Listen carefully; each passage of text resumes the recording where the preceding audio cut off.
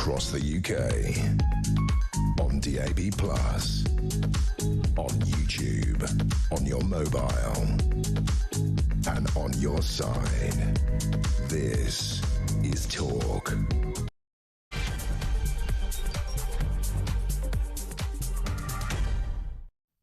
Good afternoon, yes. Welcome to the Home of Common Sense. 3 minutes after 1 o'clock. So much to get through. As you are now more than aware, Kemi Badenoch has kicked out Shadow Justice Secretary Robert Jenrick from the party over claims he was planning to defect. The Tory leader says she'd been presented with clear, irrefutable evidence about a plot for him to defect, possibly to reform, in a way designed to be damaging as possible to the Conservatives. Here's a question: who gains out of this, the Tories or reform?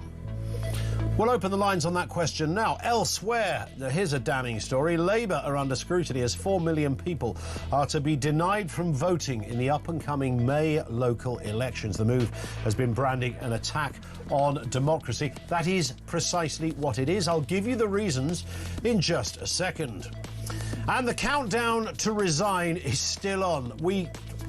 Yesterday we suggested that the Chief Constable of the West Midlands Police, Craig Guilford, would be gone by 4 o'clock. He's hanging on in there, supported by his Police and Crime Commissioner, it seems, and they're going to be disbanded soon anyway. He's refused to move. Nothing's going to happen. Where does this story go next? And will he resign by 4 o'clock this afternoon? We're right across that story as well. Everything you need to know, and of course, we bring you all the breaking news as well. 0344 499 1000. So Jenrick has gone, but where has he gone? I'll come to that story shortly. I do just want to do a bit of a dive into the local election story as well. This really is worth keeping alive as much as we can against this government. We obviously know, and we've known for a while, that Starmer's annihilation at the May local elections could be slightly less damaging now after a third of those local areas have decided to postpone democratic elections. Now, last month, you may remember, ministers told 63 local authorities they would authorise delays to these elections if there were genuine concerns about delivering them, because they've got to do this alongside the government's overhaul of local government. So far, 22 councils have asked to postpone their ballots ahead of the deadline. They've got until today to decide. 34 will not postpone them. 7 are yet to confirm their position.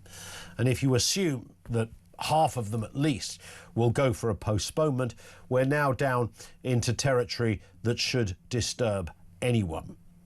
Ministers are expected to approve the requests in coming days. Most wanting a delay, the ones most wanting a delay are Labour-led, but 3 are Conservative-led. 1 is Lib Dem, and some councils are under no overall control or are independents. So this is the theory behind it, the government's rejig of local government, which is going to replace the kind of two-tier system where you've got district councils and county councils that exists in many parts of England.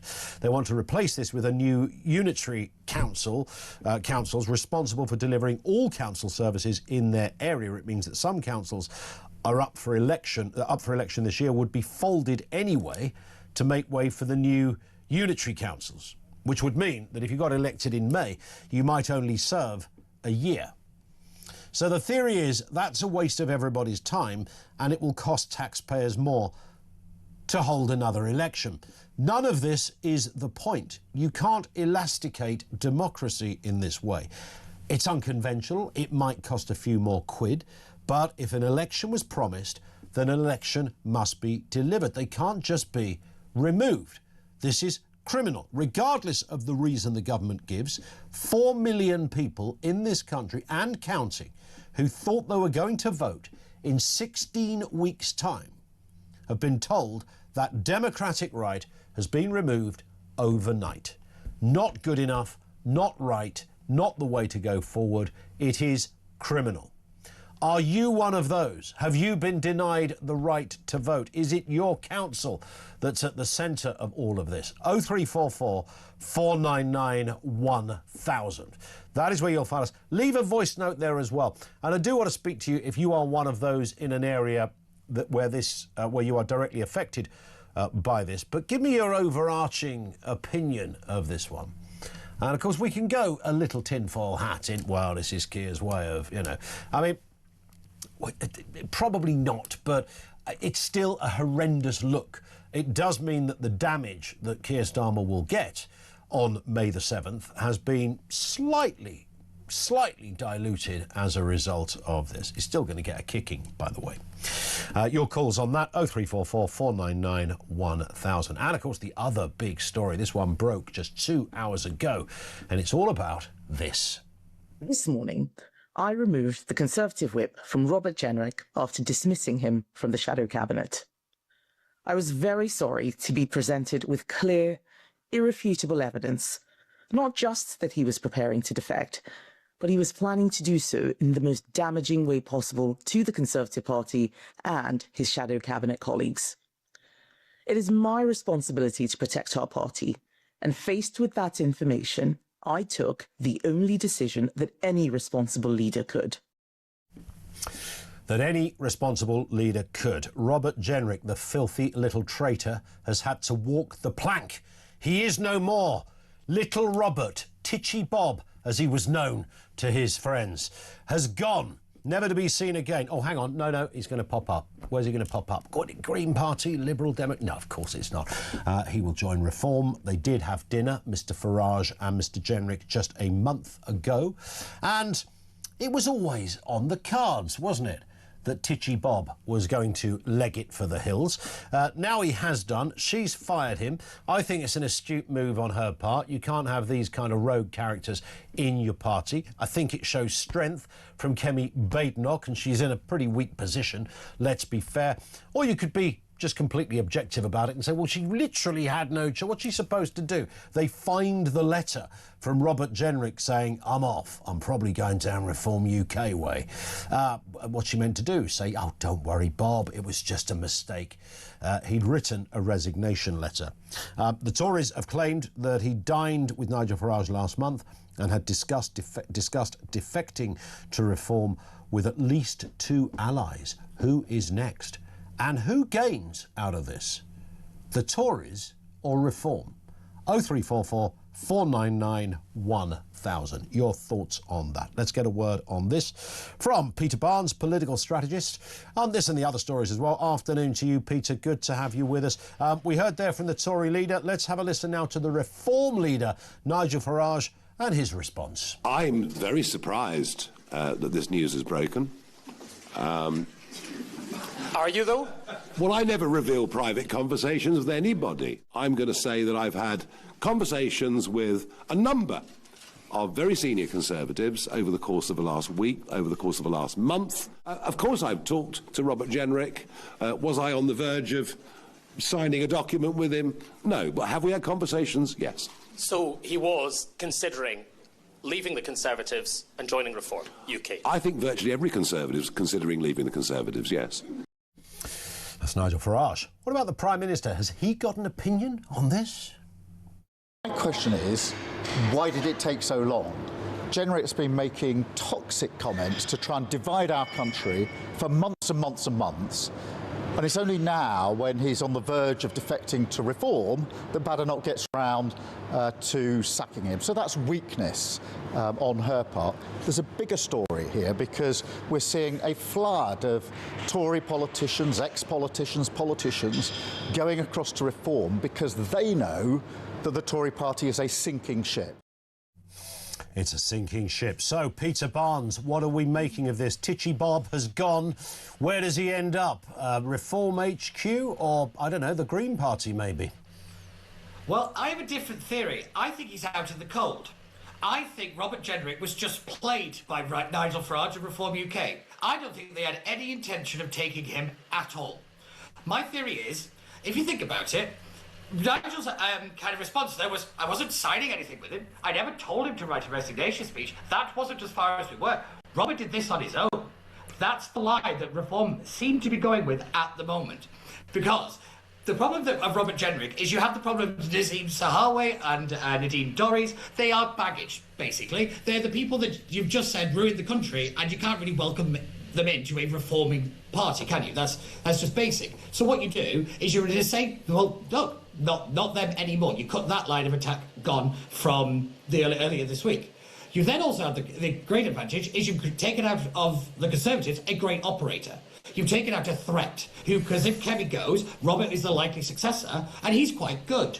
So there's a threat of reform. Well, yeah, I mean, you're absolutely right. It could well be that he's literally out in the cold, and there is no necessary straight path to reform HQ. And of course, if you consider what happened just days ago, Nadhim Zahawi, former Tory Chancellor, who found himself not just joining Reform, but then a barrage of abuse that came not just from the Tories, in fact, less so from the Tories than it did from Reform voters, who felt that another Conservative in the ranks was the last thing they wanted, but another Conservative in the skin of someone like Nadhim Zahawi was the worst possible scenario. Not just a Tory, but a weak, ineffective, and a Tory with a track record that is not to be proud of. So there's that problem as well. Now, Jenrick, I suppose, could somehow circumnavigate some of that criticism, because he's the man, after all, that did resign from the Tory party, he says, over their immigration policy. He could claim that actually he is the real deal. He's precisely what Reform want. In addition to that, of course, he's also the guy that has probably outright winged Kemi Badenoch at every step. Robert Jenrick always looked more reformy than he did Tory, perhaps, but I still wonder whether we are left with the irredeemable reality here that Kemi Badenoch actually stands to gain more on this than Reform UK do. What do you think, Peter? In fact, I'll tell you what we do. A couple of technicalities. We'll take a brief pause. We're going to come back with more from Peter Barnes in just a couple of moments. Don't go anywhere. 0344 499 1000. That is the number to leave a voice note on, or call us on the same number, or message 87222. It's 1:15. Peter Barnes back with us next.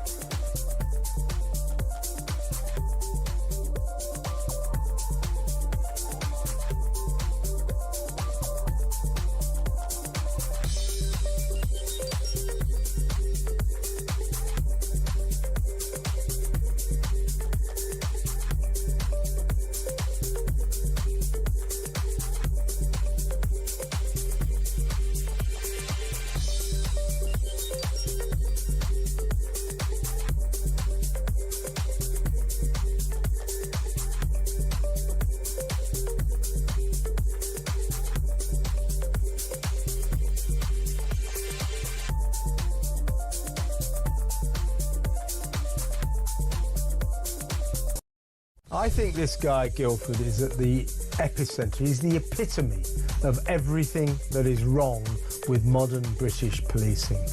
He's trying to say, oh, we administer the law without fear or favour. No, Mr. Guildford, you administer the law with fear of the Muslim community. You did exactly what the Islamists, what the extremists in Birmingham told you to do, at the expense of the rights of Jewish football fans.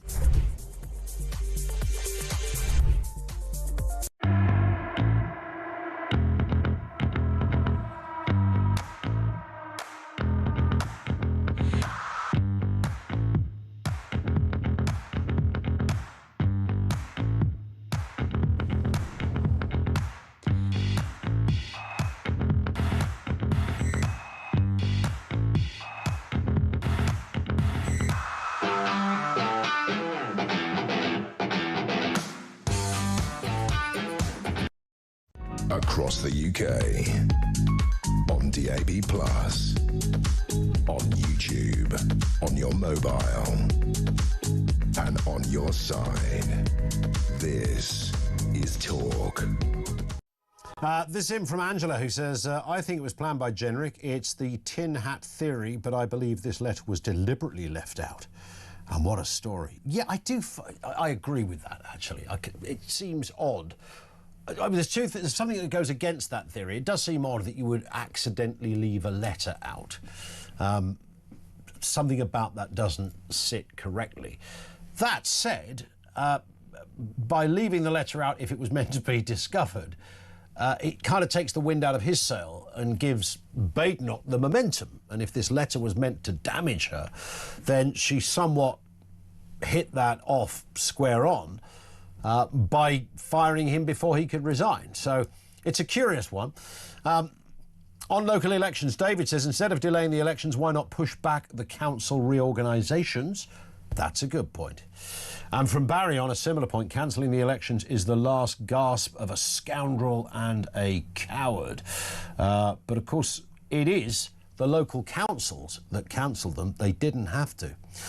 Peter Barnes, I think we got Peter back in fine form and fine sound and everything. Ooh, just about. That's Brit. You sounded like you were in I'm everywhere. Dieppe when we were speaking. Oh, well, earlier. it feels like it today. I'm not going to lie. That's good. We are back in fine form, which is good. We've got you in sound. We will eventually get you in. We've got you in vision as well. Look at this. Everything is good. So, just a point then on before we move on. Badenoch and Robert Jenrick. Who gains out of this? Tories or Reform? I think Reform do. Because you've taken Robert Jenrick off the field. He's not a threat anymore because he would be an independent MP if they don't take him. So he wouldn't be on, question time as often. He wouldn't be having to perform in the House, so his speeches and things would be effective. You also have the fact that Nigel Farage would be a lot more secure because he would be a threat to his leadership, and yet Kemi would lose a key operator. So realistically, Reform, I do think, have set this up to make sure that they are in a more secure position, considering the Conservatives aren't going anywhere like many people thought they would. Well, if you're looking at a kind of increase of, isn't Kemi doing well? Did she have a good PMQs? She had a good budget rebuttal. How often are we hearing those comments now? And we're seeing Reform on the decline. I think there's a lot of Westminster and Palace intrigue games going on here, and it sounds very much something like Reform would do. And I think Nigel's kind of, well, we had dinner response is very interesting. As it's not a kind of, well, this one didn't work. Indeed. And in terms of where it goes next, I mean, I suppose it does give Reform what looks like the making of a shadow cabinet. You've now got a few numbers there when you can say, right, this is our Home Affairs spokesman, this is our financial spokesman, even if you don't refer to yourself as shadow Chancellor, but it gives a presence in Parliament, which is the bit they have been lacking. Doesn't matter how many councillors leg it from Tory to Reform, it's what it looks like in the House of Commons that is a bigger test, I sense. Yes, that's very true, because realistically, only one of the defections from the Conservatives is a sitting MP, and that's Danny Kruger. Yeah. So they have a big problem, like you say. They've got a lot of councils and a lot of kind of, others, but they've not got the big beasts. And Robert Jenrick is technically a big beast for the Conservatives, and he would be a big get. But you have the problem of Robert Jenrick likes to go off script quite a lot now. And that's not good for a party that doesn't know where the script is at the best of times. Yeah. I think... Again, this was all about kind of putting to bed a civil war that's kind of brewing within the Reform base about these defections and about what the policies are going to be, because we still have nothing of any substance when it comes to things like the education sector, when it comes to the NHS, nothing. And that's starting to be noticed by the Reform base. And then when you throw in, like you say, you're bringing in all the people you thought were terrible, you're going to start having questions. And questions for the movement right now are not good for Reform. This puts a lot of issues to bed very nicely, if it's what I think it is. I could be very wrong, but my kind of Westminster SW1 brain is kicking in, and this sounds very much like one of their plays. It's very similar to what Morgan Sweeney was trying to do with West Streeting. Yeah, I think you might be right, but I do sense, however, that this could be almost such a clean sweep for Kemi Badenoch, that this is where she really takes off. I mean, Jenrick has been a bit of a thought. I know he's publicly gone, no, I support Kemi and I'm absolutely squarely behind her. No one ever really believed that. So we'll see how it pans out in the coming weeks, and the next announcement from either Mr Jenrick or Reform, or it could be Jeremy Corbyn. Maybe he's joining your party and taking us all by surprise. That would be a story, wouldn't it? Let's move to this one. Yeah. Great story on democracy, not so great for democracy. This is the move that's being branded a disgraceful attack on the democratic process by Labour, seeing 4 million people being denied the chance to vote in the May local elections. Let's hear from the Labour MP and Housing Minister, Miata Fahnbulleh, who really put her foot in it with these comments she made just a couple of months ago. Local elections, council elections will go ahead in 2026. That has been our position. That continues to be our position. Now, as a responsible government, you would expect that if there are extenuating circumstances on the ground in particular councils, we will have that conversation with them. But we are as up for elections as anyone else. There it is. That's what she said. I don't know what she's saying today, Peter, but this is, whatever way you slice this, I understand the reasons they're giving. This is still 4 million people who thought that in 16 weeks' time they were going to vote and have been told, sorry, we are removing that process. So I don't really go with the reason, because the Electoral Commission came out and said this is not a genuine reason. And I think that's the big one here, is that the regulator of our elections has said what the government is doing isn't right. And nothing seems to have changed. I find that quite interesting. So does the Electoral Commission not have the right teeth and the right powers to be able to say, you don't have the right to do this? I think that might be something worth looking at. But I kind of think this is the point. Getting rid of these elections, cancelling them, postponing them, whatever word you want to use, is an affront to democracy. It's against British tradition, and it's abhorrent. However, nobody's telling me how you're going to stop it in the future. Yeah. That's a big problem, I think, because I think Reform are right to push for this kind of taking the judicial review and all this kind of thing. However, what are you doing to make sure that when you get into office, you're not capable of doing the same thing? Our elections have to be above everything, above money, above timing, and all the rest of it. Unless it's like a kind of act of God, then fine, if a hurricane or something, but they should happen, and they must happen. And we've got to start reassuring our democracy, because it is under threat, whether it be foreign interference or our own domestic government now. Yeah. We have to, our elections are not as secure as people think they are. And more importantly, when our own government can play around with them with this amount of ease, we have a bigger problem at hand. I think we do. And I'm still well, not scratching my head. I'm almost pulling my hair out as to how this has sort of been given a relative free pass. It's the kind of thing I'd like to hear. If Kemi Badenoch wants to really mobilise herself as a voice of reason, then this is the sort of theme I think she should pounce on. But 3 of those councils are Conservatives that have opted to do this, so don't hold your breath. Let's move to this story. The Chief Constable of West Midlands Police still clinging on to his job. Yesterday at around about this time, Peter, I said by 4 o'clock this afternoon, this was yesterday, he'll be gone. He wasn't. He's still there. He's hanging on. This is after Home Secretary Shabana Mahmood told the Commons she'd lost all faith in him. Despite all of this, the MP for Birmingham, Ayub Khan, claimed the situation is a witch hunt. This guy is really quite something. Have a listen. This is truly a sad day for British politics, and despite all the rhetoric we have in this House, Brummies know the truth, that this is nothing but a witch hunt, and the Chief Constable is being thrown under the bus. The Home Secretary knows all too well that West Midlands Police have a reputation for working with all communities. Well, they clearly didn't have a reputation for working with all communities. Ayub Khan, the MP there, who frankly should be in jail for crimes of idiocy, Peter. Well, yes, and a lot of other things, but I do think that rather bold prediction of 4 o'clock rather goes in the face of pretty much the last, 15 years of British politics. Nobody gets fired. Shabana Mahmood, having no confidence in him, do something. She's the Home Secretary. Yes. Do something. This is the point. She also knew about a lot of these issues, apparently, quite a few number of weeks ago, with the credibility of the intelligence and all the rest of it. She sat on it and didn't do anything. It sounds awfully like the situation we had with the Sentencing Council and their decision. She knew about that. She didn't do anything. The idea that she's some kind of great reformer, I don't see it. I think she's either incompetent or she's a bit of a threat at the minute. However, on the issue of the police, we have a big problem with the people, with the organisations that have a monopoly on violence and they're carrying of weapons and all this kind of stuff. We don't know if we could trust them anymore. Yeah. That's what this story has really brought to the surface. And also, they're so willing to drag in, international parties into this, because I don't think the Dutch police are going to be very happy, and the Dutch government probably won't be too thrilled about being dragged into what is essentially the British police lying to Parliament. That's what they did.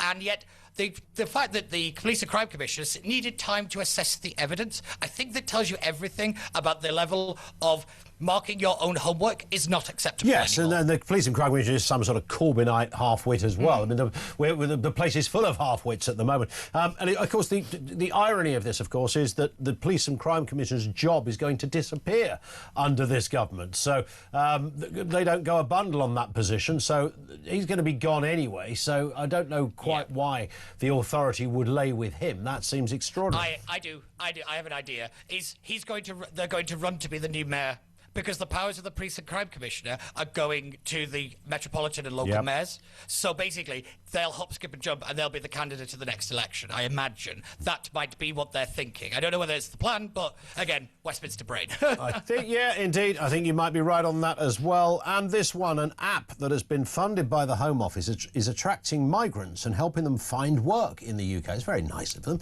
The Home Office have said it funded the app back as far as September 2023, but has now denied involvement in its content. Let's have a listen to an ad from the app and see what it says. Just Good Work has some particular benefits for migrant workers, helping them to research work in the UK with practicalities like how to find a job, how to travel to the UK, and what issues to look out for. How to travel to the UK? Well, you jump on a boat in Calais the last time I looked, Peter. Yeah, I was going to say, maybe the Home Office should watch their own thing and then we might be able to stop them.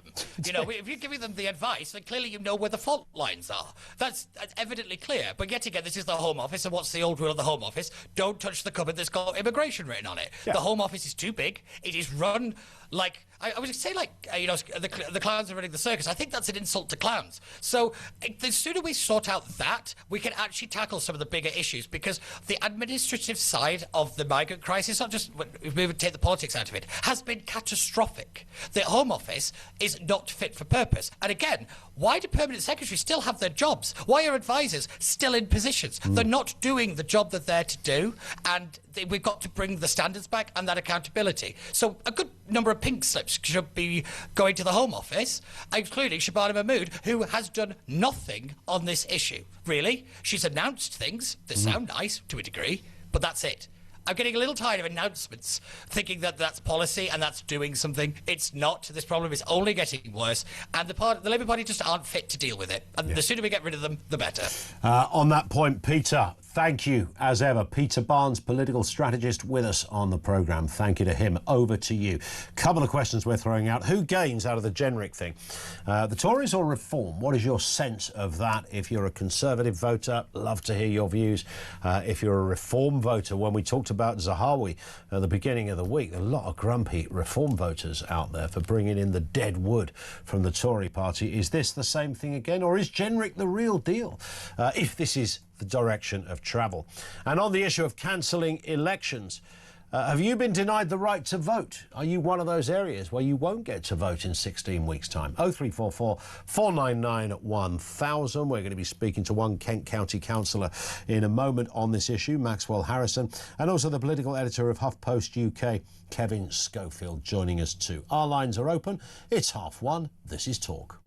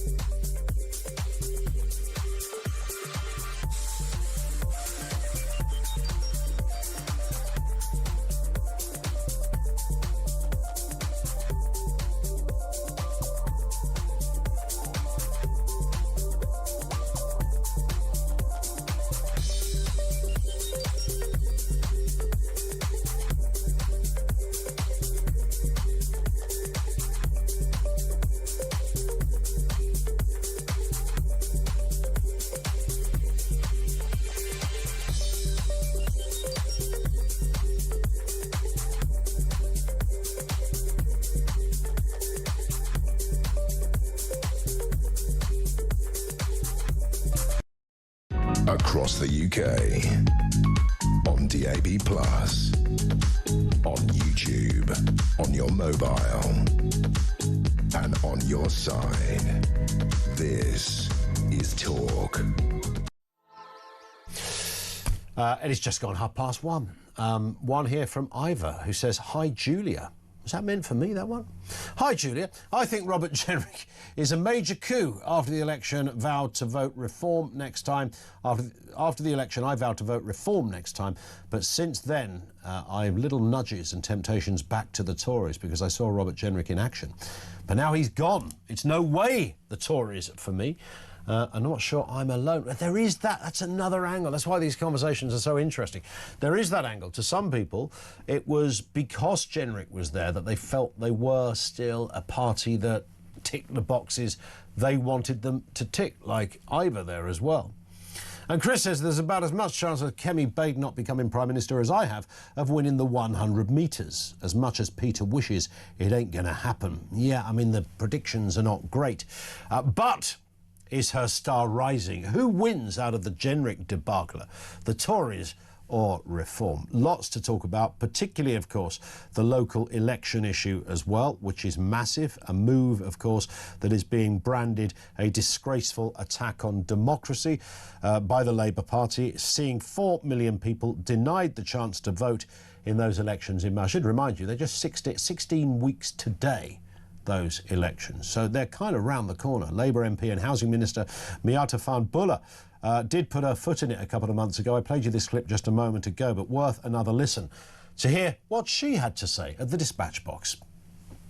Local elections, council elections will go ahead in 2026. That has been our position. That continues to be our position. Now, as a responsible government, you would expect that if there are extenuating circumstances on the ground in particular councils, we will have that conversation with them.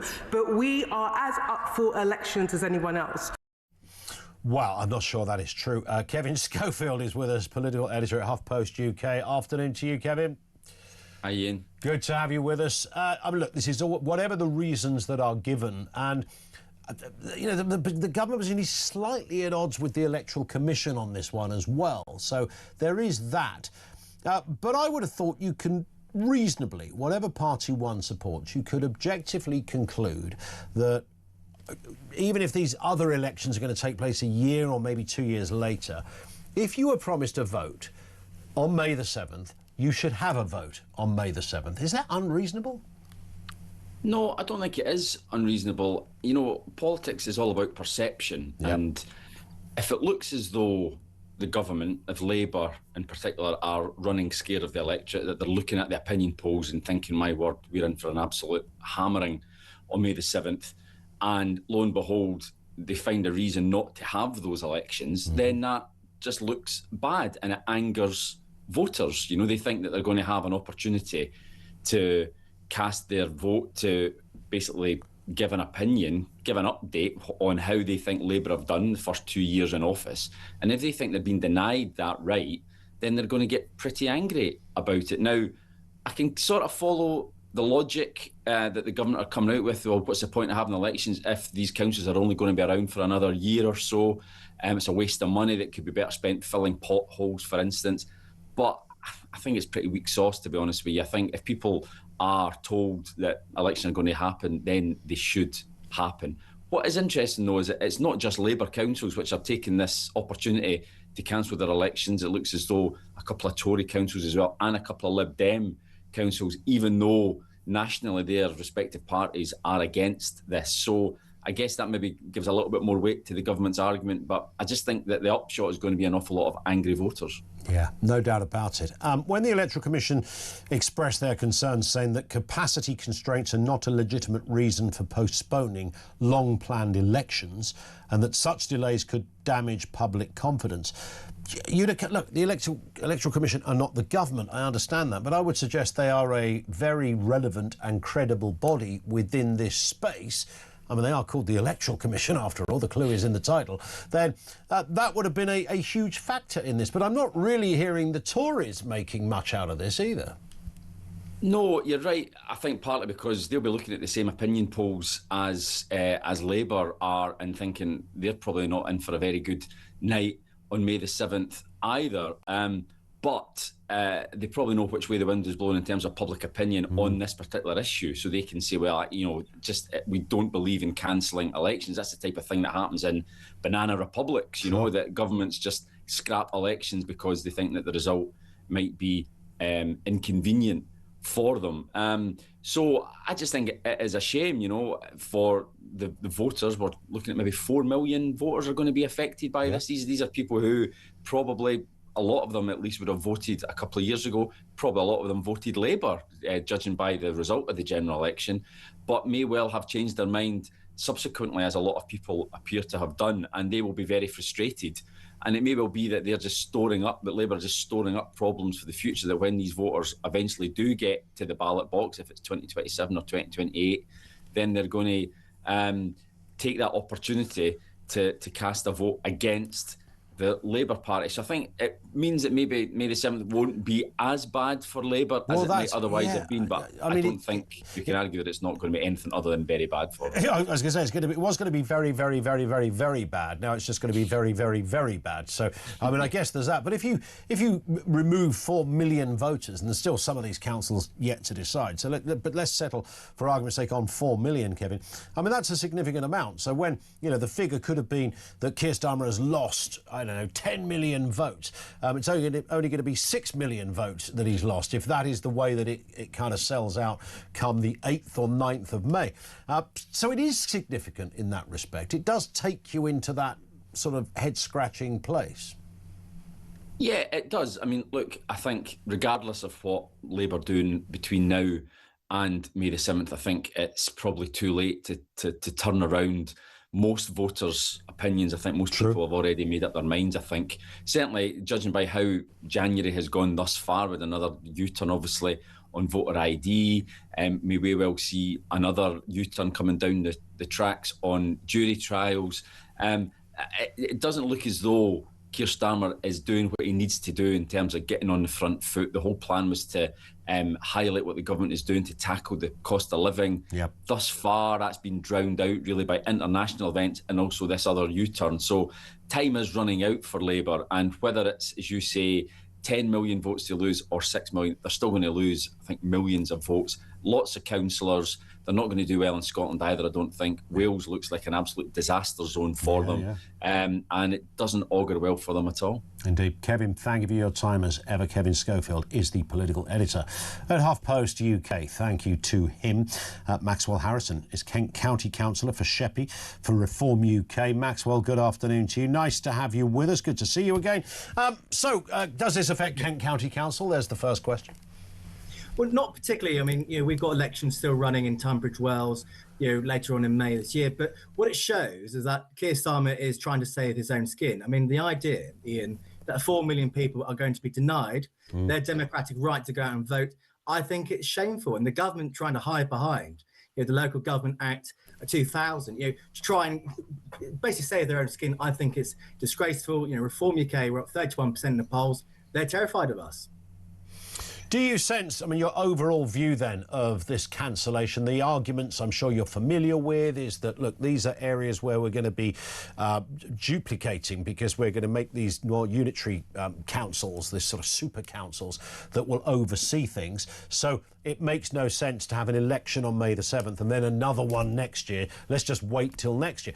It's costly and it's a waste of everybody's time, and you might have councillors that are there for just a year. That seems to be the argument in favour of postponement. I would counter that by saying, sorry, you don't get to have that argument. It's a democracy. 4 million people were promised a vote on the 7th of May. 4 million people have been denied the vote. That is not right. No, I would agree with you, Ian. And actually, anything that's really costly and a waste of time is local government reorganisation. I mean, this idea, for example, of carving Kent up into 3 or 4 separate unitary authorities, it's for the birds. It's going to make us all poorer, services will be harder to run, and council tax will skyrocket. I mean, I live in the Isle of Sheppey, in North Kent. How a deprived area like this will have to survive with around £200 million worth of debt on day one? It'll be incredible to try and see it survive. So the local government reorganisation will not work. The idea of using the Act to basically have exceptional circumstances. This is not an exceptional circumstance. Local government reorganisation, it is a policy platform from the Labour Party. It's not force majeure. That's why it's right for the Electoral Commission to be actually writing this matter, saying this isn't right, elections should be going ahead. Just explain then how this would work. So, Sheppey Council would disappear, right? And there would be a bigger council. So Kent sliced into 3, you're saying. So you'd have Sheppey and, I guess, Sittingbourne and those kind of areas all kind of put into one area. Then further down, you'd have the sort of Margates and the Ramsgate, all of that. So divided into 3, that's roughly what's meant to happen, which would mean what? Come next year, there'll be another set of elections where you guys would be up for election, right, as county councillors, or is there some other mechanism in place? I mean, the current proposal is that, yes, the shadow elections will be happening in 2027. But, Ian, I can't see it happening. For example, here in Kent, you're right, getting rid of Swale Borough Council and Maidstone Borough Council and the district councils. This won't work. You cannot have 3 separate unitary authorities in Kent running their own adult social services, running their own budgets, having different levels of council tax. That's not fair. The way that, as residents in Kent, what they want is an equal playing field. The idea in one part of Kent, you're paying X amount in council tax and another will be higher. Sure. That's not right. That's not fair. It's not going to happen. Give us a view before we go, Maxwell, on what could be your next new recruit. It's another Tory that's walked the plank, and the smart money says he's coming round your place. Well, I couldn't possibly comment. They're not conversations I'm involved in. But what today does show, Ian, is that the Conservative Party is well and truly dead. There is no talent left in it. I think this is just the very beginning of the end of Kemi's premiership. I think she's tried to come out strong today. I think it's made her weaker. And let's see what happens. But no, the Tories are dead. If you want to get rid of this god-awful Labour government, you've got to go and vote Reform UK. But you're full of Tories. That's the problem, isn't it? You've got Tories coming out of your whatsits at the moment. They're everywhere. You go Zahawi on Monday, Jenrick on Thursday. Who's next? Look, Ian, I stood for election last May for 2 very different reasons. First of all, to ensure that the people of the Isle of Sheppey and Kent had a voice they could trust, but also to get Nigel into number 10. I don't mind who we work with, as long as they're committed to our values and our principles of tearing down this uni party, of tearing down an establishment that has led this country into continued decline for decades. I don't care where that talent's coming from, as long as you're committed to the party and you want to make Britain great again. I don't care who comes across. Maxwell, thank you for your time. Maxwell Harrison, Kent County Councillor for Reform UK. He represents the Sheppey area. This comes from Sue in North Yorkshire. As a Reform member, I'm absolutely thrilled to hear that Robert Jenrick has gone. He will be an absolute boost to Reform. If he does indeed defect to Reform, I think it will ultimately be the end of the Conservative Party.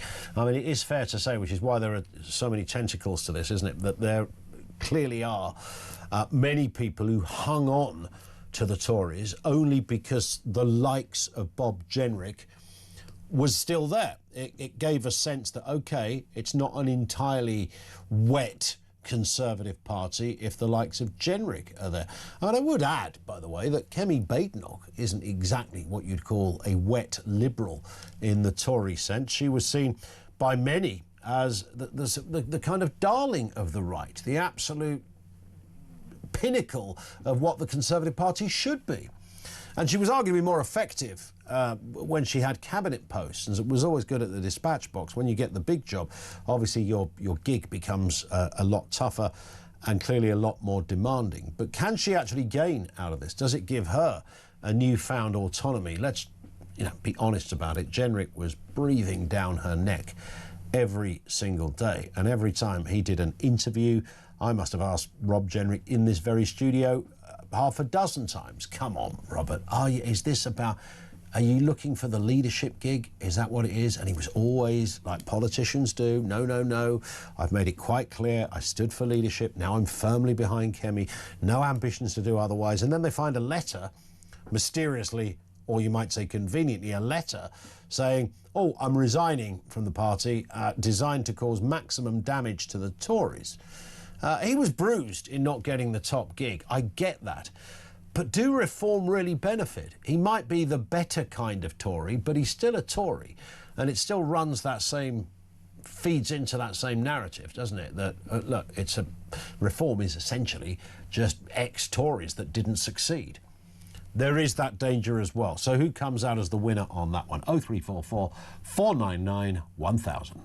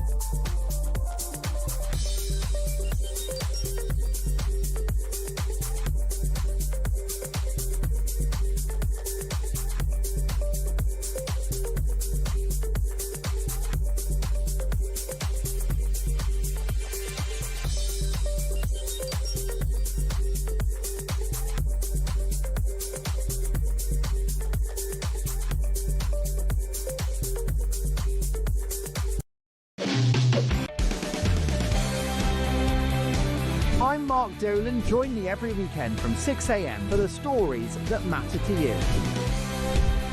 We talk politics, we talk news, we talk entertainment, we talk about everything that affects your life. There's only one place to start your weekend, the home of common sense. Talk Breakfast on Talk. 6 a.m. to 10 a.m. every Friday, Saturday and Sunday here on the home of common sense.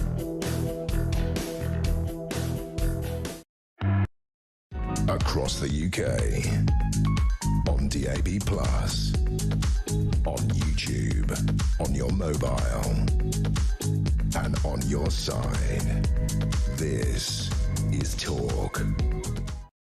This is Talk. The news of Robert Jenrick being fired by Kemi Badenoch. What does that mean? Is it good news for the Tories? Good news for, well, Reform UK is where the smart money is. Let's have a listen to the leader of the opposition, Kemi Badenoch, and what she had to say on this big news today. This morning, I removed the Conservative whip from Robert Jenrick after dismissing him from the shadow cabinet. I was very sorry to be presented with clear, irrefutable evidence, not just that he was preparing to defect, but he was planning to do so in the most damaging way possible to the Conservative Party and his shadow cabinet colleagues. It is my responsibility to protect our party, and faced with that information, I took the only decision that any responsible leader could. To fire him out of the Tory canon. But where's he going? Well, I think we probably know where. Isabel Oakeshott is with us, Talk's international editor. Afternoon to you, Isabel. Never a dull day over there at Westminster. This one not entirely unexpected. If you had bothered to read the room over the last couple of years, as it were, he was always breathing down Kemi's neck despite many denials that, no, I don't want the big job. He's now gone. Apparently he was going to walk anyway, and the smart money says he was going to walk right over to Reform HQ. Now, you've got an inside ear on this one, I'm sure, Isabel. I wouldn't like you to, in any way, as a journalist, breach your sources. But is that where he's going to end up? Well, I would be very surprised if he didn't come to Reform. The truth is that he, I think, has been flirting with defecting to Reform for a very long time, but it's not an easy thing for any sitting MP to do. It's an awful lot easier for example, someone like Nadeem Zahawi, who is no longer an MP, to defect to Reform, because he doesn't have to go into the Commons every day and face the music with his erstwhile colleagues. It's a very, very uncomfortable thing to do, to cross the floor.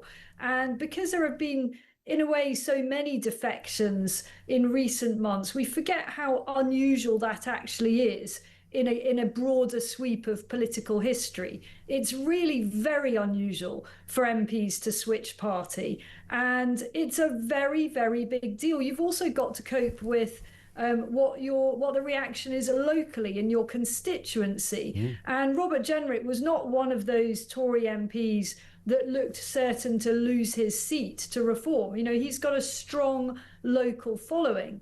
And I'm sure that, I haven't been to his constituency, I haven't spoken to people there, but there may well be quite divided opinion in his own patch as to whether he's done the right thing or not. I am certain that the timing of this was not intended as what happened today. For a start, Nigel Farage is in Scotland announcing Reform's new Scottish leader. And I'm sure that Nigel wouldn't have chosen to be up there if all of this was somehow choreographed. It is, in a sense, as it looks, that Kemi Badenoch has found out that this was on the cards and has basically pressed the nuclear button. And I think she's right that she sort of had to. The only other option for her would have been to try to negotiate with Jenrick. But I'm not sure what she could have given him that would have made the difference. Ultimately, they're not entirely ideologically aligned. That's very true. But of course, to many Tories, I said a moment ago, Isabel, he was the reason some of those Tories hung on to their Conservative Party membership or their voting intentions, because they felt that, look, Kemi was never seen as some lily-livered wet of the Tory party, but Jenrick in particular was certainly not that. He can claim he resigned as immigration minister specifically because he disagreed with the Conservative immigration policy. So he did that. He's ticking all of those boxes. So from one perspective, he was exactly what the Tory party needed.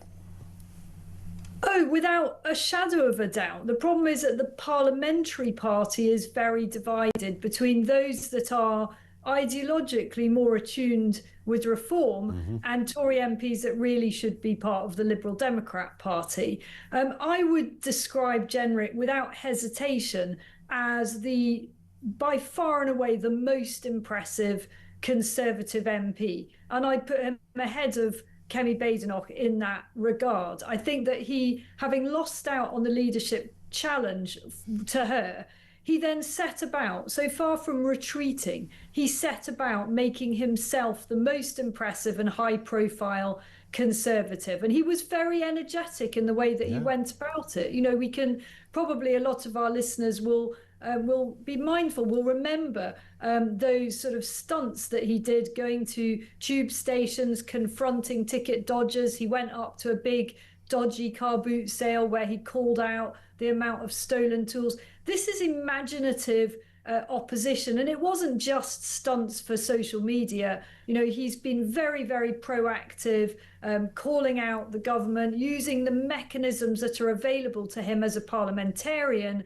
to challenge the Attorney General. He's been very, very robust on the Chagos Islands and so on. So I think that he is a huge loss to Kemi, coming just at a time when people are beginning to say, whoa, look, Kemi's actually doing really well, isn't she?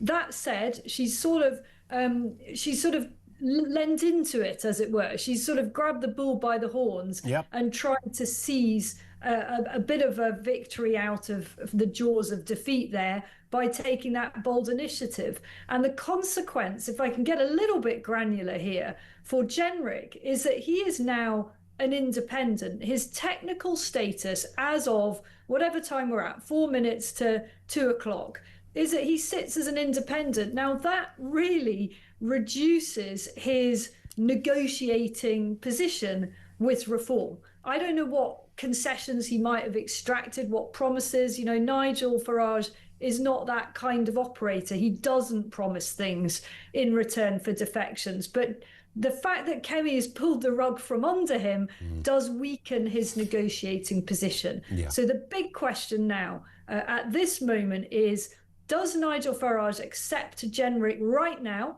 And that's all part of the kill off the Tory strategy, or does Nigel Farage just let him wait a little bit, just to see and just to demonstrate to people that you don't just get to saunter into his party? Indeed. On that point, Isabel, thank you. Great point to finish on as well. Isabel Oakeshott, she's Talk's international editor. Thank you to her. Louise is in Kent on the Jenrick story. What are you making of this, Louise, after the interview? We spoke yesterday. I think Kemi's paid an absolute blinder. I think Jenrick might have shot himself completely in the foot. I think he's completely sidelined Farage and Jenrick completely. The thing about Kemi, and I'm beginning to like her more and more, I think she thinks very deeply about things. Okay. I think she's having a good... I think it's good she's having a clear out, and if these people are actually looking at defecting anyway, we don't want them, and I question, because she's doing so well, generally, does that mean that the writing was on the wall for Jenrick over getting the leadership position, for starters?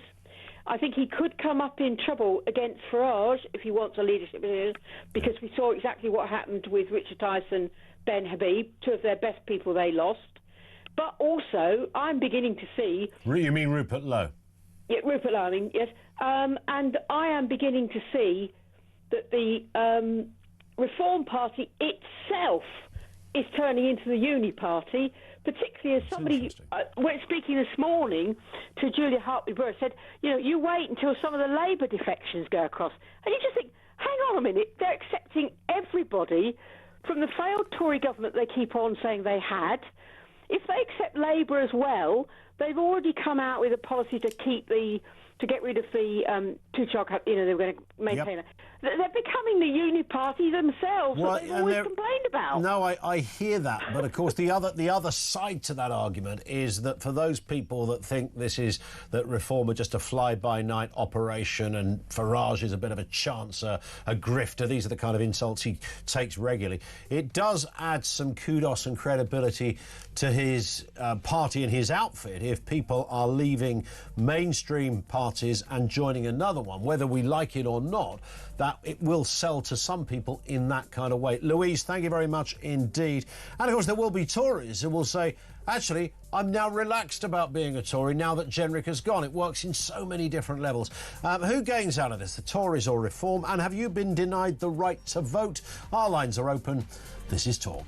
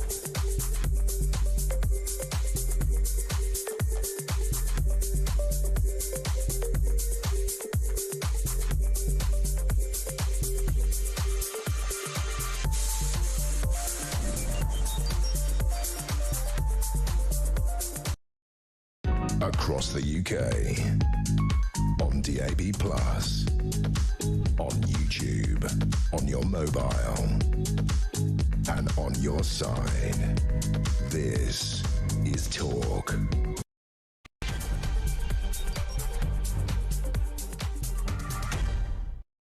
Afternoon, yes, welcome back. It is the home of common sense. We are naturally responding to that news. Kemi Badenoch has fired Robert Jenrick out of his own political socks today. He's gone over claims he was planning a defection. The Tory leader says she'd been presented with clear, irrefutable evidence about a plot for him to defect to Reform. This was designed, apparently, to cause maximum possible damage to the Conservatives. But here's a question. Who gains out of this, the Tories or Reform? I think at the moment, on balance, looking at your calls and comments, most are suggesting it is Reform who gain. And I think, as distinct from Mr Zahawi on Monday, many Reform supporters see Jenrick as the real deal and exactly what they want. For the Conservatives, the support is she's played a blinder and got rid of the dead wood. Thoughts on that? Elsewhere, Labour under scrutiny as 4 million people are to be denied from voting in the up-and-coming May local elections. Let me remind you, that is just 16 weeks away today. The move has been branding an attack on democracy. Have you been denied the right to vote on May the 7th? I'd love to hear from you. And the countdown to the big resignation is still on for the Chief Constable of the West Midlands Police. Craig Guilford defied calls to step down yesterday, and a Labour Police and Crime Commissioner refused to remove him in the wake of that damning inquest into how the force came to ban Jewish football supporters from a game in Birmingham last year. It is a horrific look for Mr Guilford, but at the moment, he's hanging on by his blue paws. Thoughts on that? Lines are open, 0344 499 1000. Neil says, I think the reports of the Tories' death are greatly exaggerated. Interesting point. Leon says, Kemi has the backbone which Starmer and his cabinet are lacking. And Lee's point is this: Badenoch's sacking of Jenrick smells of fear over his gaining of popularity. She's incompetent and has no idea how to use a real asset to the party. That might be true, but she was faced with two problems there. And that is that she could keep him there knowing that he's on manoeuvres because he always wanted her job. And let's face it, we all knew he wanted it. So what is a leader meant to do if somebody is wanting your job and then she finds a letter saying he's going to resign and join Reform? The Reform bits turned out not to be true just yet. Nigel Farage wasn't expecting it, as Isabel Oakeshott said to us. He's up in Scotland. If he knew this news was going to happen, he'd be sitting there at one of those pre-convened press conferences alongside Mr Jenrick. Lines are open, 2:05, 0344 499 1000. Leave a voice note there as well. The Chief Constable of the West Midlands Police story is not going away. He's still clinging to his job. This was after, and this would normally be the end of your career as a Chief Constable, if the Home Secretary tells the House of Commons she has no confidence in a Chief Constable. Game over. That is it. But standing in the way is, of course, the Police and Crime Commissioner, who's not buckling on this one. Despite all of this, the MP for Birmingham Perry Barr, Ayub Khan, he claimed the situation was a bit of a witch hunt against the Chief Constable. Let's have a listen to what he said. We will come to that clip shortly. Let's first speak with Colin Sutton, Police and Crime Advisor to Reform UK. Colin, afternoon to you. Good to have you with us. I mean, it's a bit of a mess, this one, isn't it? And in any other day of the week, as I mentioned a moment ago, you would quite clearly have a situation where you would just walk the plank had you been told by the Home Secretary she has no confidence in you, but not on this occasion. Yeah, I don't know what Craig Guilford's thinking, really. He's, an experienced police officer, 30 years. He's a leader, or he claims to be a leader.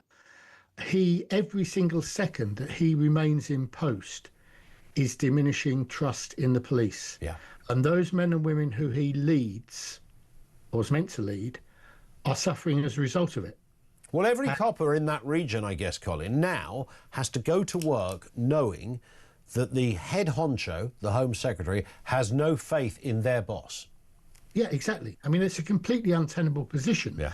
And one of the big problems with police leadership, I believe, is that we have a generation of leaders who care more about themselves than they do about the people they lead. And that's, you know, a reverse situation to the one that I knew. The team was always the most important thing. And as a leader, what you did is you looked after your team, you trusted your team, and you got the best out of them. Sure. That man cannot be getting anything out of those people that he's claiming to lead now, because they know that he is a dead man walking. I mean, we all know that. It's a matter of time. And the police and crime commissioner kicking the can along the road for 2 weeks. Oh, I need to have an accountability board meeting. You know, where are the people that we need that take decisions? What? Why does everybody want cover from some other body or some panel or something else? You're paid lots of money to do a job. Yep. Do the job. And then you have this piece of work called Ayub Khan, who's an MP, a Labour MP, who's trying to kind of brand this as some kind of right-wing witch hunt. Let's have a listen then to him speaking yesterday in the House of Commons. This is truly a sad day for British politics, and despite all the rhetoric we have in this House, Brummies know the truth, that this is nothing but a witch hunt, and the Chief Constable is being thrown under the bus. The Home Secretary knows all too well that West Midlands Police have a reputation for working with all communities. I don't know why, Colin, he would call this a witch hunt. I mean, quite clearly, something had gone horribly wrong. We know that they used AI and come up with a fictitious set of reasons to ban Jewish football fans. That's now been conceded to. The Home Secretary has no confidence in him. Why would this Chancellor of an MP call it a witch hunt? The man's deranged. I mean, it's just what he said bore no relationship at all to the truth. And other Birmingham MPs that were in the House at the time, notably the Home Secretary, you know, talked him down straight away for it. And of course he was wrong, because as is seen in Sir Andy Cook's report, there is of course one community that was never consulted in this case, and that was the Jewish community. Yeah. Where do you think this story goes next then? Does this Police and Crime Commissioner just keep hanging on? I guess that, you know, I think there are a number of things that could happen. First, I would like to see an emergency bill put through the House of Commons to give the Home Secretary the power to sack him. That could be done in a day if the will was there.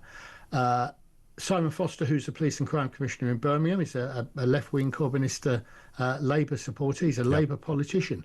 Labour have a leader. He's called Keir Starmer, and they are a hierarchical organisation. Why doesn't the leader pick up the phone and speak to one of his subordinates, i.e. Simon Foster, and say, I'm the leader, you will do as I say, sack this man, use your power, because that's what everybody seems to want. And the only, you know, there are a handful of people, Craig Guilford himself, it seems the PCC, Simon Foster, and Ayub Khan are the only people, it seems, who want him to stay. And every second that he stays, he's doing further damage to British policing. And of course, the sort of irony, if that's the right term of this, is that Simon Foster, the Police and Crime Commissioner, won't be there himself soon because they've got rid of that role. Labour don't want Police and Crime Commissioners. Well, the role will go to the local mayor, I think. I mean, there'll still be some sort of local oversight of police, but I think it was another one of Theresa May's mistakes back in the early 2010s to remove that power from the Home Secretary, because in extraordinary circumstances, and these are extraordinary circumstances, the Home Secretary needs that residual power to take action and take the action that the overwhelming majority of the public want. Yesterday on the programme, Colin, I predicted that Craig Guilford would be gone by 4 o'clock yesterday afternoon. Now, I am a man who rarely gets these things wrong. I'm like the mystic Meg of the political spectrum. But he didn't go, and we know the reasons why now. Is it possible by 4 o'clock this afternoon he could go? It's possible, it ought to be, but I've got a sneaking feeling now that the man just has an arrogance and a self-interest that will mean he will hang on as soon, you know, as long as he can. Yeah, it does really feel like that, tangibly feel like that. Colin, thank you as ever. Thank you for your time. Colin Sutton, Police and Crime Advisor to Reform UK. Thank you to him. We'll go back to more generic comment as well on this point from John in Cheshire, who says Badenoch and the Conservatives are low on policy. People warm to her handling and ridiculing of Starmer. Let's not get out of focus. The Conservatives are a busted flush and she's lacking in policy, says John. That's a fair point, although many opposition parties at this stage after a general election are not always brimming with policy, but they could do with a little bit of meat on the bones. And Neil says the Jenrick thing could get very interesting, especially if it emerges the deal has already been agreed. Yeah, we will see. Mr Farage is denying that at the moment. Matthew is in Warrington on this point. Matthew, what are you thinking? Hi. Hi, mate. Good afternoon to you. I think the biggest loser in all this will be Keir Starmer, because Kenny's shown that she won't tolerate any insubordination within her party. Yep. So she's fired him before she's got egg on her chin, which is a fair play. Got to take your hat off to her. It shows that reform and not just all about Farage. They're getting some big hitters now coming over. People with a bit of nous about, a bit of backbone who are coming over. I'd like to see maybe someone from Labour who's got that kind of tendency to come over, so it's not all Tories. I would like reform to show that they are open. They're not just very of the right, because a lot of the policies they're talking about, a lot of people vote Labour are going to be voting reform. The traditional Labour voter will be voting reform, because obviously they won't vote Tory. And it's not that long ago the Tories were in power, and what a mess they made of it. And there is, you're absolutely right. There is a curious crossover there, because everybody says, "Oh, Reform, it's just a right-wing party and a harder right-wing party than anything we've ever seen." But actually, there are Labour supporters, if you like, the original Labour supporters, the sort of Tony Benn, Dennis Skinner kind of supporters that quite like Reform. But when you look at Liverpool, Liverpool would never ever vote Tory. But they've got such disdain for Labour now. There's going to be a lot of Scousers out there who are Labour voters will be voting reform. Yeah. And there's a lot of voters. Look, you want to dream of Wales making reform maybe possibly the leading party, and Labour losing everything. It's opened a massive cans of worms. Completely. And it's really interesting. Yeah. And to watch it and listen to it, it's nice and spicy, and it puts a bit of spice into politics. I tell you what, it really does. It makes, there's a vague entertainment element to this, and of course, even from a serious perspective, it's made things a little more interesting. And you're bang on about that, Matthew. Liverpool is a place to watch on this. Scotland, the entirety of Scotland, when the local elections come up May 7th. It is also really crucial. Wales, it looks as if Reform are already going to do really well, but Scotland and areas like Liverpool will be fascinating to see which direction they travel in. Listen, great call, Matthew. Thank you very much for that. Andy is in Hampshire. On those elections, the cancellation, Andy, what are you making of this? Absolutely disgusting. Yeah. This is not democracy in action. This is tyrannic ideology in action. They've taken the rights of people away. I live in Hampshire, and I'll tell you what, I am fuming, because they've already wasted millions of pounds, the government. What's a few million more going to make any difference? They just, I don't know. Let's take out the budget of the Chagos Islands. I don't care. I want an election. And are you you're in an area where you're going to be denied this, are you? Yes, I am. Yes, I am, and I am absolutely fuming, because I can see this. Well, I think I'm going to live in North Korea, because I think I've got a better chance of democracy than I have at the moment. I love that. I'll tell you what, Ian. You, as I've called you before, are my therapist, so I can get it off my chest now. I'm here. You can talk to me about anything. The only difference is you're much cheaper than the one I go to normally. That's very... it's right. I'm kind of flinging them out as a freebies here. Andy, great call. I hear the frustration as well. That's Andy in Hampshire. Neil says, Jenrick leaving the Tories is an interesting one, and Kemi has played a blinder. Now that Bob has been sidelined, there's no need for Farage to take him into Reform. He's been sidelined, so now out of the field of play. But would it be a coup for Reform to take Robert Jenrick? A coup in the sense, well, a couple of reasons really. One, he's already an MP, and they've got Danny Kruger and Lee Anderson, who are one was Labour, of course, and then became Tory, and then became Reform, Lee Anderson. But they were both MPs and still sit as MPs. So to get a defection, many of the others are former MPs, of course, Nadine Dorries and the like, Nadine Zahawi, as we saw on Monday. But so Jenrick is still there. That would add to the portfolio on the Green benches. It would mean that Reform UK could, in fact, start giving positions to some of those people. They would have enough to say, well, this is our Home Affairs spokesman. They might feel they're peaking too soon, but they could in fact do that. This is our financial spokesman. This is our trade spokesman. It would put them in that position. Of course, the downside, as everybody knows, you're ahead of me on this, is that it means that Reform have taken on another fired Tory or ex-Tory, whatever you want to look at it as. 0344 499 1000.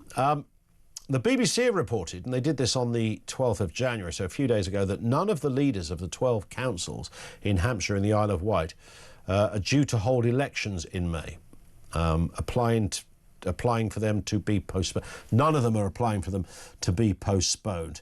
So the last caller was from Hampshire. He thinks he's going to be denied, but according to a BBC report, there's 12 councils in Hampshire, and none of the leaders have applied for them to be postponed. The county council elections scheduled for Thursday, 1st of May, were postponed due to what they were postponed. 2025, they were postponed due to Hampshire and the Solent being one of the areas chosen to be in the devolution priority programme. And there's a lot of programmes you might want to be in. The devolution priority one is certainly one of them. The next full Hampshire County Council elections are scheduled to take place on Thursday, the 7th of May, 2026. So hopefully our last caller will not be denied the democratic vote. 0344 499 1000.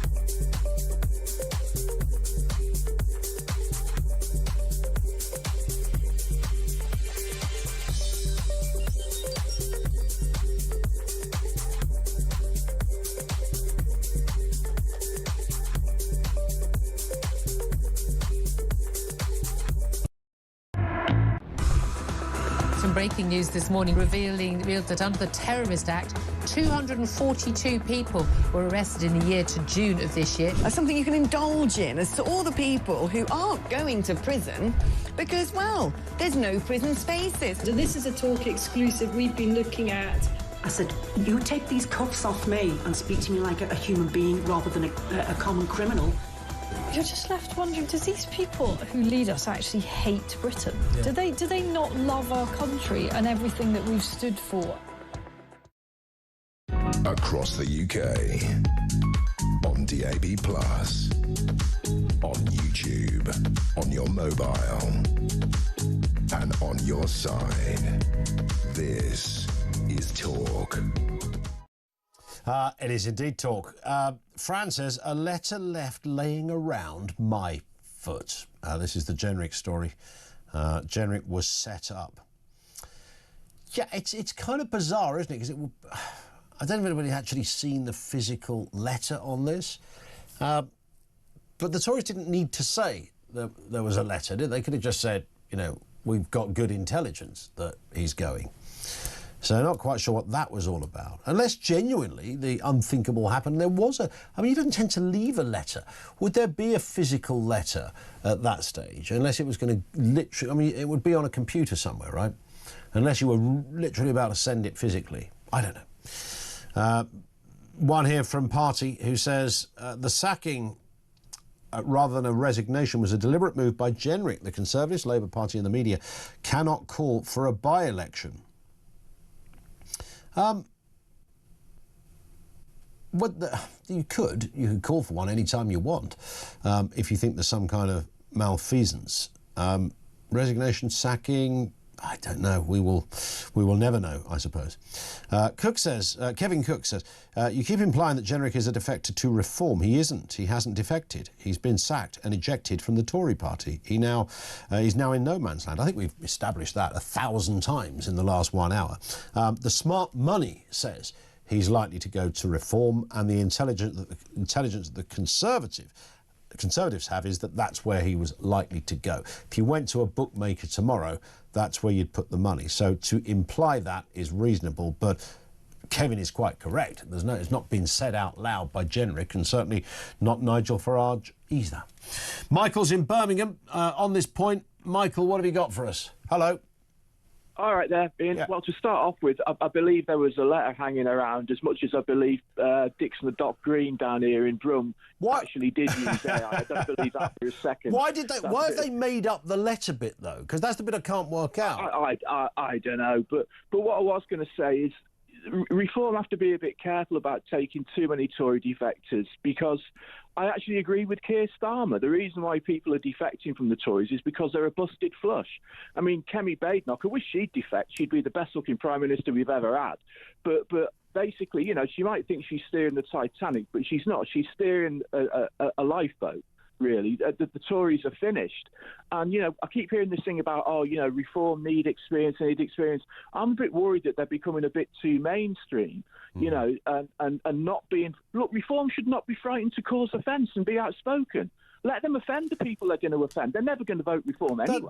Yeah, that's true. The people that are going to be offended aren't going to vote for them regardless of what you do. And, you know, even if they paid everybody and gave them a free car and a golden retriever, they're not going to do it. However, I mean, when it comes to are Reform going to start looking like the Tory party? Look, you know, members have got to come from somewhere, right?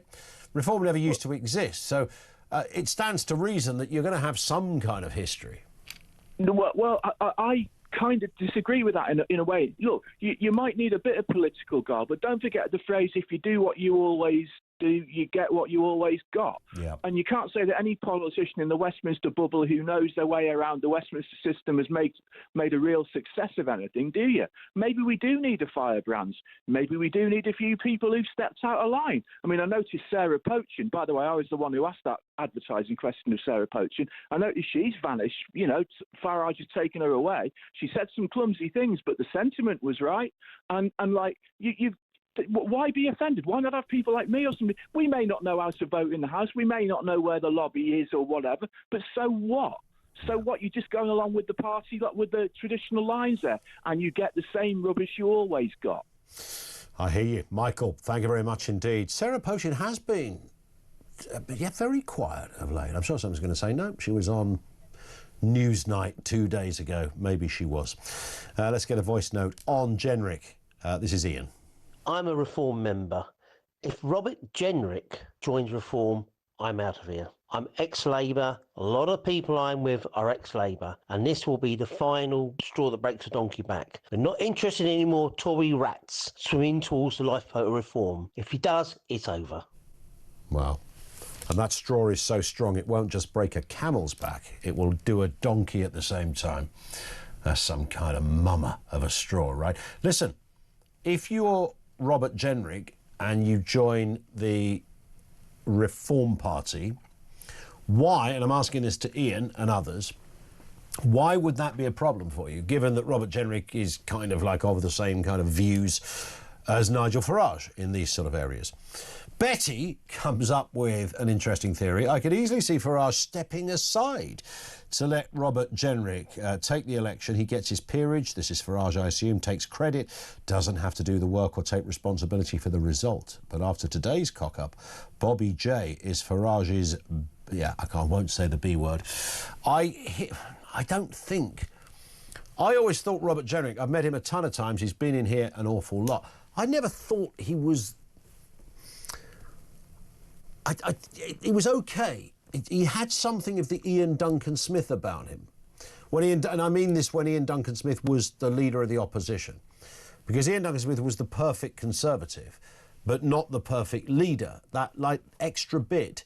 And they called him the quiet man, didn't they? Which was a terrible way to refer to him, you know, almost as if underneath the quiet man is something special. And then at the leaders' conference speech, when IDS was the leader, he made that comment, didn't he? The quiet man has just turned up the volume, and it didn't sit right. And yet today, IDS is a supreme political operator, sought after on the circuit, very good speaker, very loyal to the Conservative cause, and is much better in that skin than he was as leader. And I wonder if Jenrick is kind of a bit of that. I never saw Robert Jenrick as an obvious leader of the Conservatives. I did see Kemi Badenoch as a leader of the Conservatives until she became the leader of the Conservatives, where she's kind of slightly disappointed in many ways. Although I know everybody keeps saying it, you know, her star is rising. She's got to really take some scalps. She's got to have a banger of a PMQs every single week now until the election. She's got to own the narrative and dominate the conversation between her and the government. If she does all of that, because that is her job, by the way, if she does it with aplomb, some style, and it starts to, when people go to work and go, did you hear what Kemi said last night? It was brilliant. That's what she needs. Pav is in Harrow. What are you making of all of this, Pav? Good afternoon. Good afternoon, Ian. I've just come out of a meeting with a member of staff who was at St John's when Jenrick was apparently purportedly studying history there. Okay. And like what you've just said, I mean, the conversation over lunch was pretty much the same. Forgive me, I just think this guy's so mid. You know, to use a phrase that the people use. I mean, you know, because he can put a coherent sentence together, and because he managed to get himself stopping some ticket people from you know, their infractions on the underground, should we say. People all of a sudden think, and I accept this other stuff as well, that he's something amazing. I mean, bear in mind, this was the guy who was the Shadow Justice Secretary, and despite the Court of Appeal ruling, still was quoting stuff from the High Court, which had been superseded. So I'm not terribly sure that we can have any confidence in what this guy can do. But getting back to the broader point, I really don't know. I mean, of course, you know, for political capital purposes and optics, Reform are going to welcome him because he's a serving figure. He's very well known amongst the Conservatives. But like you just alluded to, in the grand scheme of things, you know, he's really, maybe I've got this wrong, but I just don't think he's that big a deal. You've just spoken about Ian Duncan Smith and others. I mean, I agree. Although, could it be said though, Pav, that that the greatest bit of his CV in context of reform and all that's going on is that he did resign as immigration minister because he fundamentally disagreed with the Conservatives' position and their policy on immigration. That one moment, is that enough to tip him over into the pool of credibility? Well, did we give the same accord to David Davis when he resigned under Cameron? I mean, that's just one that comes to mind. The answer is no. Yeah. I just... Yeah, to me, you know, and people have, I mean, I heard on Julia's show briefly, I was obviously busy while I rang it to speak to her, but the point is people are suggesting that in the aftermath of May, when by logic and by polls, the Conservatives as well as the government are going to struggle, he was going to forge a leadership challenge. Well, yeah, he may have done, and he may even have successfully demonstrated, Kemi, but the reality of the situation is, to what end? I mean, I know 10 years ago I was saying to someone that Oliver Dowden, Rishi Sunak and Jenrick were the three sort of darlings, the rising figures within the Tories. But we've heard that record before. We saw it ironically with Ian Duncan Smith before he was elected leader. Sadly, that didn't work out for him. We saw with William Hague, who was a very good speaker, but, you know, clearly was in the wrong place at the wrong time. You know, with Jenrick, I've tried so hard, and I just think to myself, what is it that I'm missing with this guy? No, I'm with you. I'm absolutely with you. And he started to, you know, he went, I don't know whether he was on the jabs or whether he just did a lot of running, but he certainly started to look a little fitter when he was getting towards that moment of standing for leader. And I don't say that as any kind of criticism of him. I mean, he was trying to reinvent himself. He did become, I think, a little more... savvy and credible on the kind of interview circuit, but not to the point where I ever thought, God, this guy's good. I mean, on that note, Ian, and I have heard some of the comments, both on yours and Judith's show, it's not as though exactly what you're saying. So put the personal character side, put the oratory side, because he's not in Farage's class. And in fairness to Farage, whether you agree with his content or disagree, I don't think anybody is. And it's not as though he's offering some amazing policy which is going to shift them back to sort of the Thatcherite era or anything else. So if he fails or he's only mediocre on those three aspects, you have to ask yourself a question. What is it that people necessarily find compelling about him, or what is it that they feel he could offer? And I'm afraid my conclusion is not a lot. He's just not Kemi. Now, whatever people may say about Kemi, she's done well in recent weeks. We'll have to wait and see. But I really am, and I will listen for the rest of your show, because I'm fascinated. If there is people who can offer insight, and we've missed something, fine. But like you said, you've met him a lot of times. I haven't.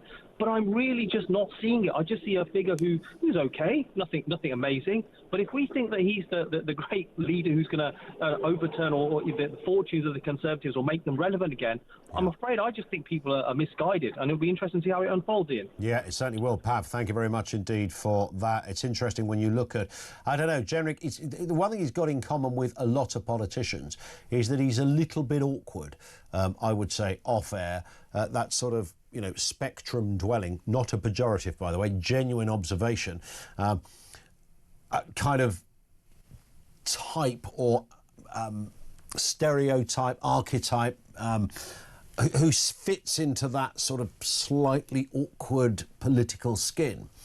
He's that, but that doesn't mark him out as being any different from almost all politicians that I seem to have met. 0344 499 1000. Who gains out of Jenrick leaving the Tory party or getting canned from the Tory party? Do the Tories gain in a curious way, or does Reform gain? That's assuming he's going in that direction. Lines are open. We'll talk about the definition of Islamophobia in a second. That story hasn't gone away. Details to come. Just gone 2:30. This is Talk.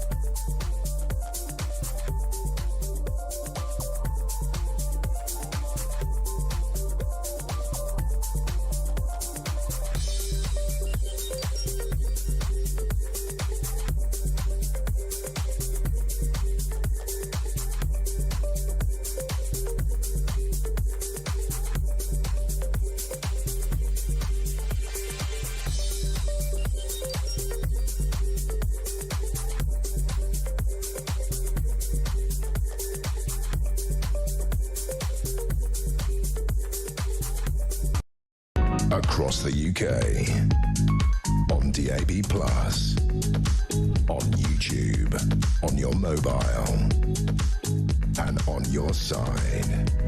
This is Talk. We have been trying, by the way, to get Conservative voices on to give us a response. I tell you what, it's funny how politics works, and it's gone very quiet over there at Conservative HQ. Kemi Badenoch released the video, explained why she did what she did. We all understood that. Now, sorry, not available at the moment. Well, maybe later. Maybe later. Rachel says, afternoon, Ian. I think the Tories are finished now. I hope Jenrick does some sort of deal with Farage, as he will be an asset in the next Reform cabinet. It will look good for Farage and his party to have an additional MP on that little crock of green benches where they sit, just to the left at the back of the Speaker's chair. It would suit them, and they could start giving profiles and portfolios, rather, to some of their members. There's enough of them there to say this Robert Jenrick is the spokesperson for Justice or Home Affairs. Danny Kruger is the spokesperson. Lee Anderson is Sarah Pochin. They could start to do that. It builds the numbers in Westminster in a significant way. Just, all those other crossovers, Nadeem Zahawi, Nadine Dorris and others, are no longer MPs, so they don't, it might be a big story, but it doesn't quite tick that Westminster box in the same sort of way. 0344 499 1000. Now, Labour has been warned that their plan to rebrand Islamophobia as anti-Muslim hostility is more dangerous and risks and carries more risks. Tory MP and Shadow Home Office Minister Katie Lamb has spoken about the risk in the past. You might have heard people talking about Islamophobia recently. Islamophobia. Or Islamophobia. Islamophobia. Islamophobia. It's been in the news because the government is trying to introduce an official definition of it. This is a terrible idea. Harassing or threatening anybody for any reason is already against the law. And it's horrible to hate a group of people for what they inescapably are, like their gender or race. But Muslims are not a race. Islam is a belief system, and in a free society we must be able to criticise every idea and the people who believe it. And the law should never try to protect any group of people from the truth, even or especially if that truth is uncomfortable, like on the rape and grooming gang. That is Katie Lamb, who, by the way, is rumoured to be taking over Robert Jenrick's position as Shadow Justice Secretary. Let's get a word with Dr Daniel Allington, reader in social analytics at King's College London and Senior Associate Fellow at Counter-Extremism Group Anyway, listen, Daniel, good afternoon to you. Nice to have you with us, sir. Thanks for having me on. I do apologise for only having half a title there. So, but listen, you've got a lot of titles. You wouldn't want to wear them on a name badge, put it that way. Too many. Good to have you with us. What are you making first? I mean, this seems something that Labour are very wedded to. There's all sorts of arguments on both sides of this. Do you specifically need a definition on this? You know, we understand there are some cruel and horrible people who say terrible things about all sorts of particular groups, races or religions. That is largely a criminal matter already. Where do they go with this? What are they trying to do? I think, actually, I'm not sure this is something that Labour is really deeply committed to. It's something that, it's a campaign promise that was made before the last election, which I think many people in the Labour Party feel that they can't get out of, even though it was a terrible idea. There is no real need for this. Britain has enough laws to deal with hate speech, with hate crime. We have some of the best. When I also published I published a report looking at why we don't need a definition just a couple of days ago with the Counter-Extremism Group. And one of the things I realised when I was looking at all of the legislation we have dealing with hate crime, with equality, with public order, all of these things, it's actually quite beautiful. Sometimes I look at the law and I think, this is a mess. We need to do something about it. But when I was looking at these, I thought, this is fantastic. Everyone is protected. Free speech is protected. All religious groups, racial groups, minorities, majorities. It's fantastic. Why on earth would you go interfering with this? I agree, and I think most people tend to agree. There's a lot of head scratching going on with this, but it appears it's not going away, Daniel. Because there are activists who are absolutely determined to see the government push this through, and they won't stop trying until they have definitively lost the battle, which they're going to have to do, because we can't accept this. We can't have specific pieces of legislation or quasi-legislation protecting particular groups when we already have law that protects everybody. Absolutely right. And there's a part of me that thinks, well, I don't blame individuals for giving it a go. I might give it a go if I could identify as some specific group, and the idea that I have my own law protecting me might be rather nice. But as you rightly say, the amount of legislation and policy around discrimination and racism and all manner of issues, I mean, these are basic laws of the land. These are already crimes. Goodness me, you haven't got to open many newspapers to find stories where people have been banged up or found themselves in court for crossing those particular lines. As you rightly say, the idea that you would sort of hypothecate, slightly wrong use of the word, but you take the point, one faith is ridiculous, because where does that stop?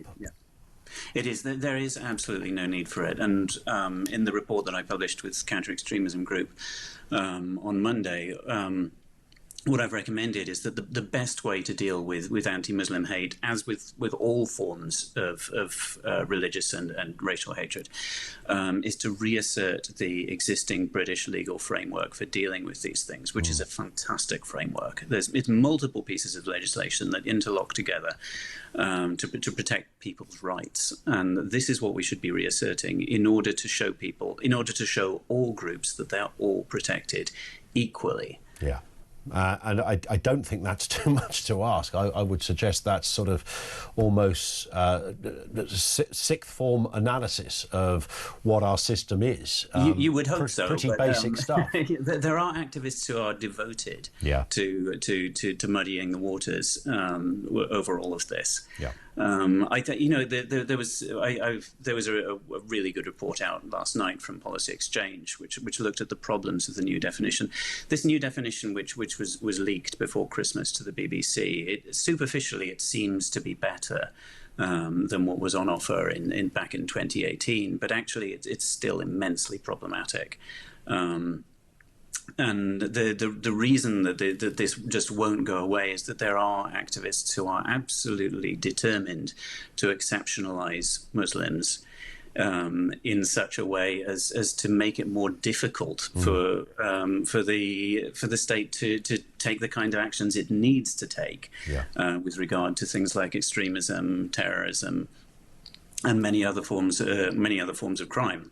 Indeed. And of course, particularly when it comes to religion as well. I mean, I've always felt rather strongly that, in an ideal world, satirising religion should almost be taught in schools in an ideal way. I appreciate that could be a dangerous road to go down, but I'm thinking, whether you're considering Monty Python or goodness knows who, the idea that you cannot satirise or in any way lampoon those who, of whatever faith, by the way, who believe that only they have the answer to the meaning of life. I mean, that's part of living in a democracy. We should be able to do that, and I know there can be a crossover in that. It is, and in fact, it should be part of living in a democracy, and it is. It's very clearly in our laws. The Human Rights Act says that we have the right to believe.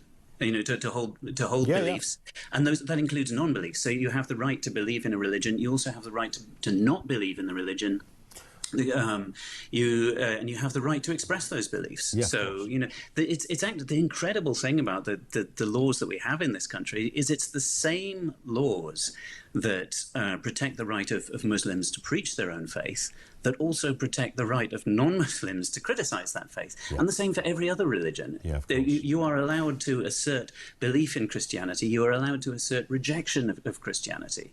We can do all of these things. That is protected.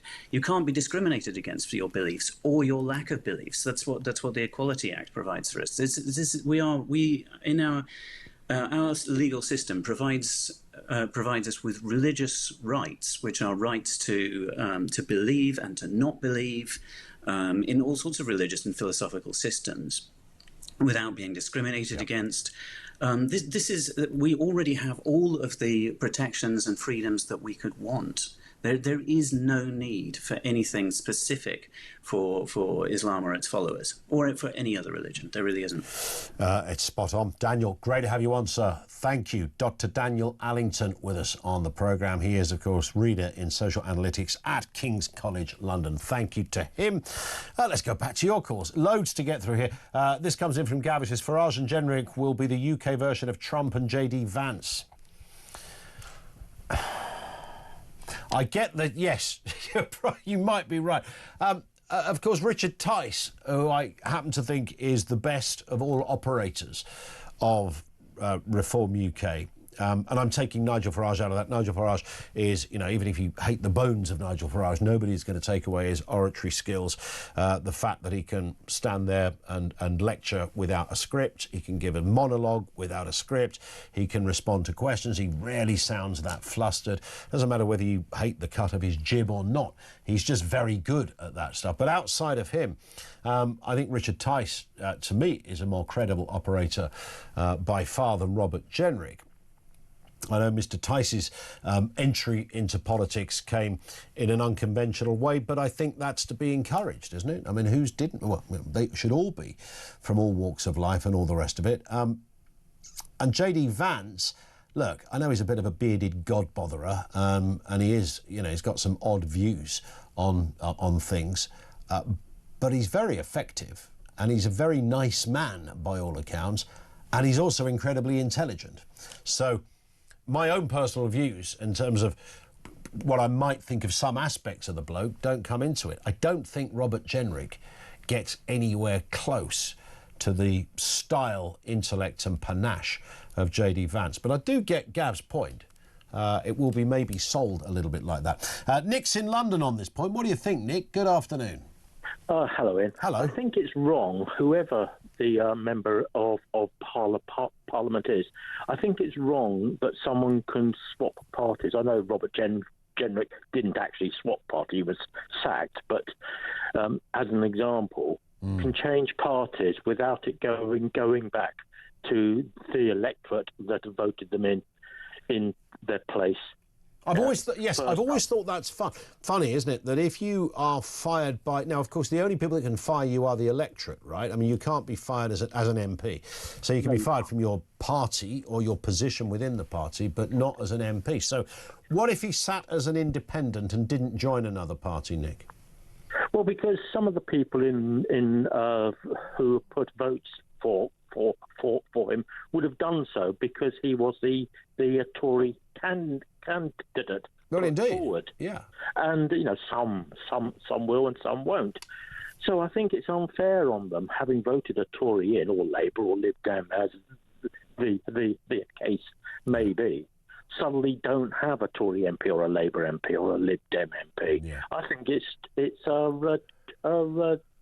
cheating them, and that applies whether it's MPs, councillors. Yeah, I think it's a really powerful argument. It's one that constantly confounds us when it comes to this. It doesn't can't think of an occasion where somebody has either left a party or been fired from it for whatever reason, suspended, and they themselves have gone, I think it's only fair we have a by-election. I know that's quite a costly process and all sorts of ramifications to it, but it's interesting how it doesn't happen, and certainly the reasons behind it seem quite woeful, because I think the argument you've just made is powerful. If you voted for Robert Jenrick, presumably you are a Conservative, you voted for a Conservative who now sits in, potentially, could be sitting in a completely different party. Good call. Nick, thank you very much indeed for that. 0344 499 1000. Now, before we take a pause, here's an absolute beauty. Time to find out how you could be in with a chance of winning that trip of a lifetime to San Francisco. This is a peach. Talk is giving away flights. You get the flights. You get 3-night accommodation at a 4-star intercontinental hotel. That's not all. You also get £2,500 spending money. You can do a lot with $2,500 over a few days in San Francisco. And that's not all. You also get tickets to the Super Bowl to top it all off. What a trip. Let's find out how you can enter. For your chance to win, text TALK to 83338. Text costs £2.50 plus your standard network rate. Or call 0343-418-7260. Lines close 22nd January 2026, 4 p.m. That's when you'll need to answer your phone if it rings. 18 plus, UK residents only. This is a network promotion. Full T's and C's at TalkSport.com. So for your chance to win, text TALK to 83338 now.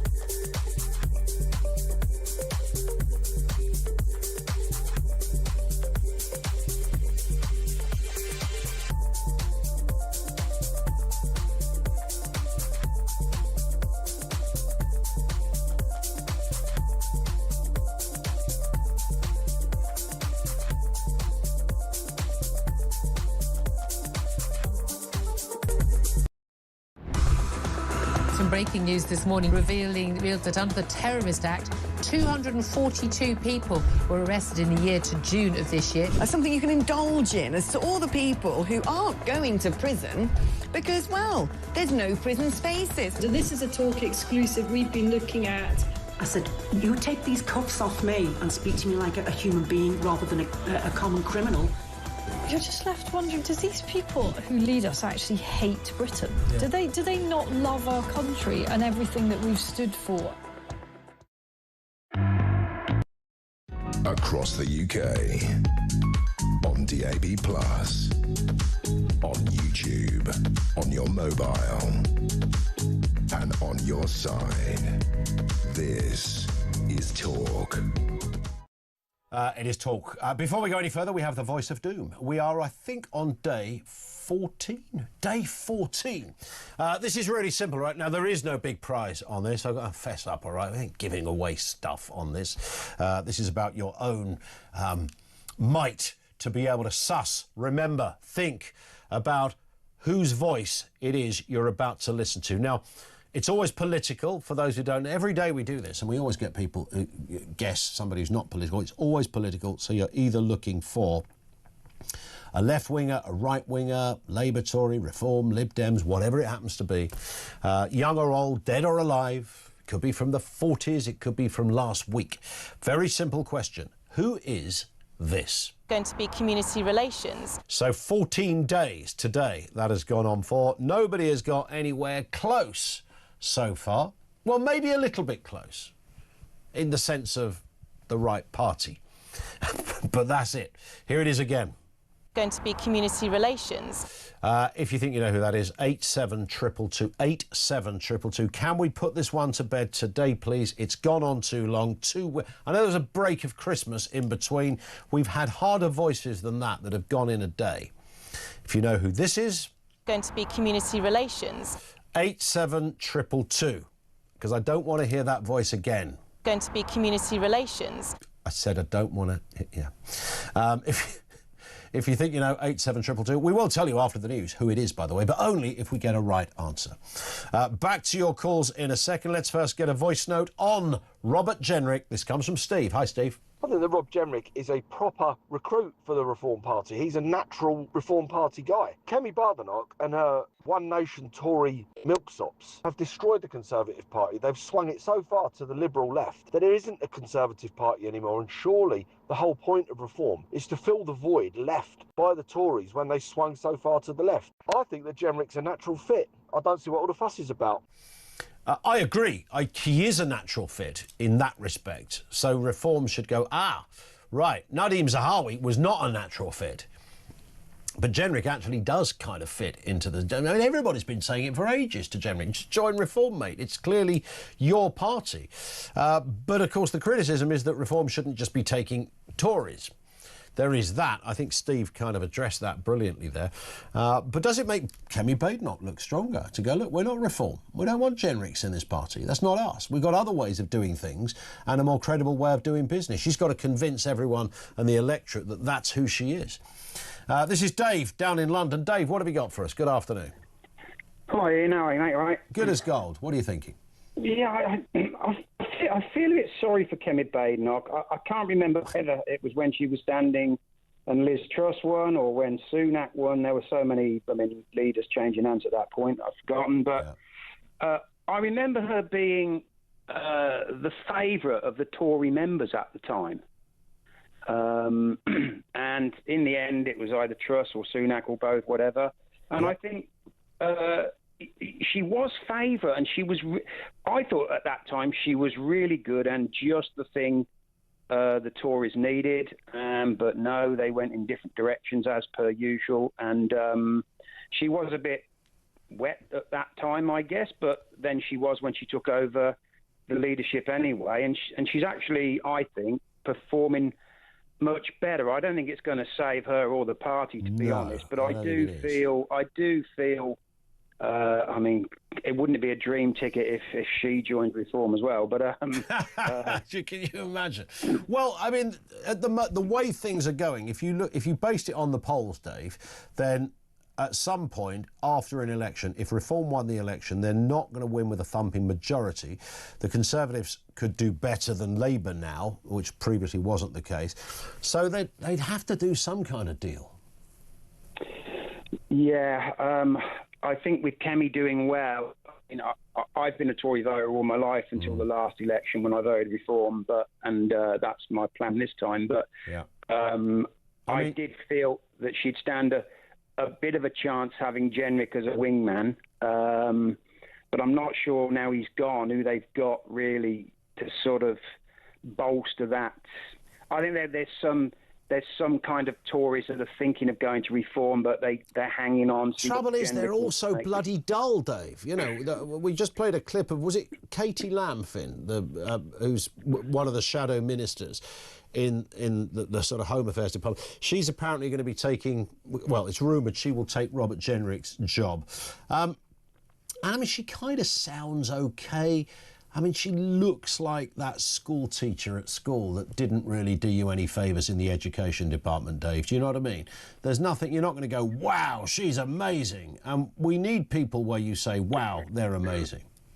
Well, I think you need 4 or 5 that, wow, they're amazing. When it's more than that, it gets a bit nauseating. Well, that's true, yes. If everybody is a clown and a performer, I get it. You're right. You need to have half a dozen of them on the front bench where everyone is a winner. But, you know, I don't think, you know, at the moment we really have that.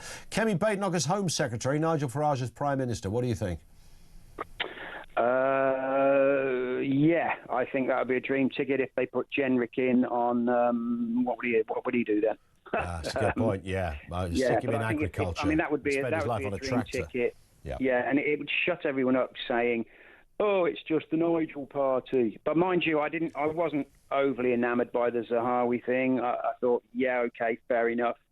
Jenrick's much bigger than that. And if they have got a big beast coming from Labour, which they kind of are alluding to, then I think sooner or later that's going to go away. This kind of, it's just the Nigel show, because then people say, well, we did say that, but there's now 9 of them. So yeah, that's true. That's true, and kind of growing in that respect as well. Great call, Dave. Thank you very much indeed for that. Will says Kemi, good move by Kemi. Robert Jenrick does not fill me with confidence. I don't think Reform are going to do as well as they might think at the next election. It's a long way off, and there's a lot of disgruntled Tory voters out there who just need to see somebody leading them that they have faith in. Kemi is growing into that role nicely. The next 6 months, I think, are going to be quite crucial. I know there's 3.5 years to go before a general election, but I think she needs to start to build that real momentum. If she can, fantastic. Voice of Doom, will we have a winner to this voice? Going to be community relations. 87222 if you think you know. Let's get the news headlines.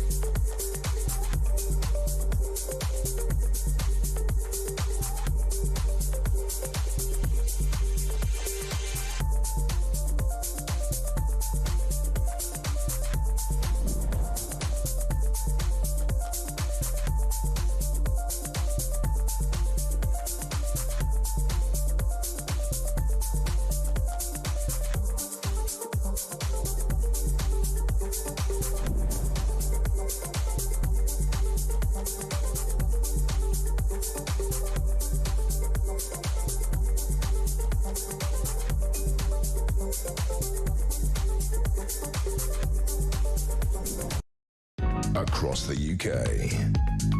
On DAB+. On YouTube. On your mobile. And on your side. This is Talk.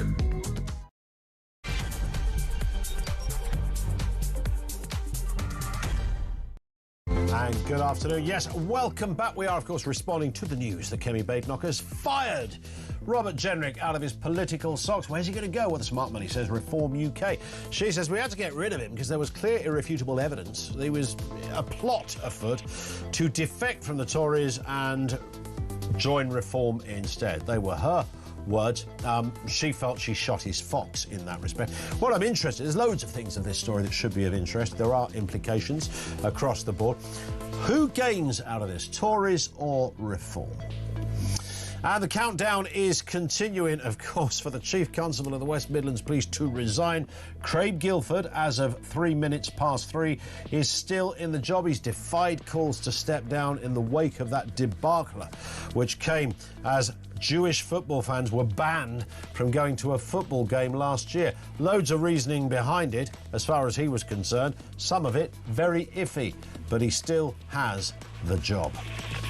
And did you know it was National Pothole Day today here in the United Kingdom? A reminder of the persistent problem of road surface damage that affects millions of drivers, cyclists and pedestrians. Far from a light-hearted moment in the calendar, the day is there to highlight a serious national issue that costs motorists and the economy hundreds of millions of pounds and poses massive safety risks. I went over one the other day, and it was an absolute clanker.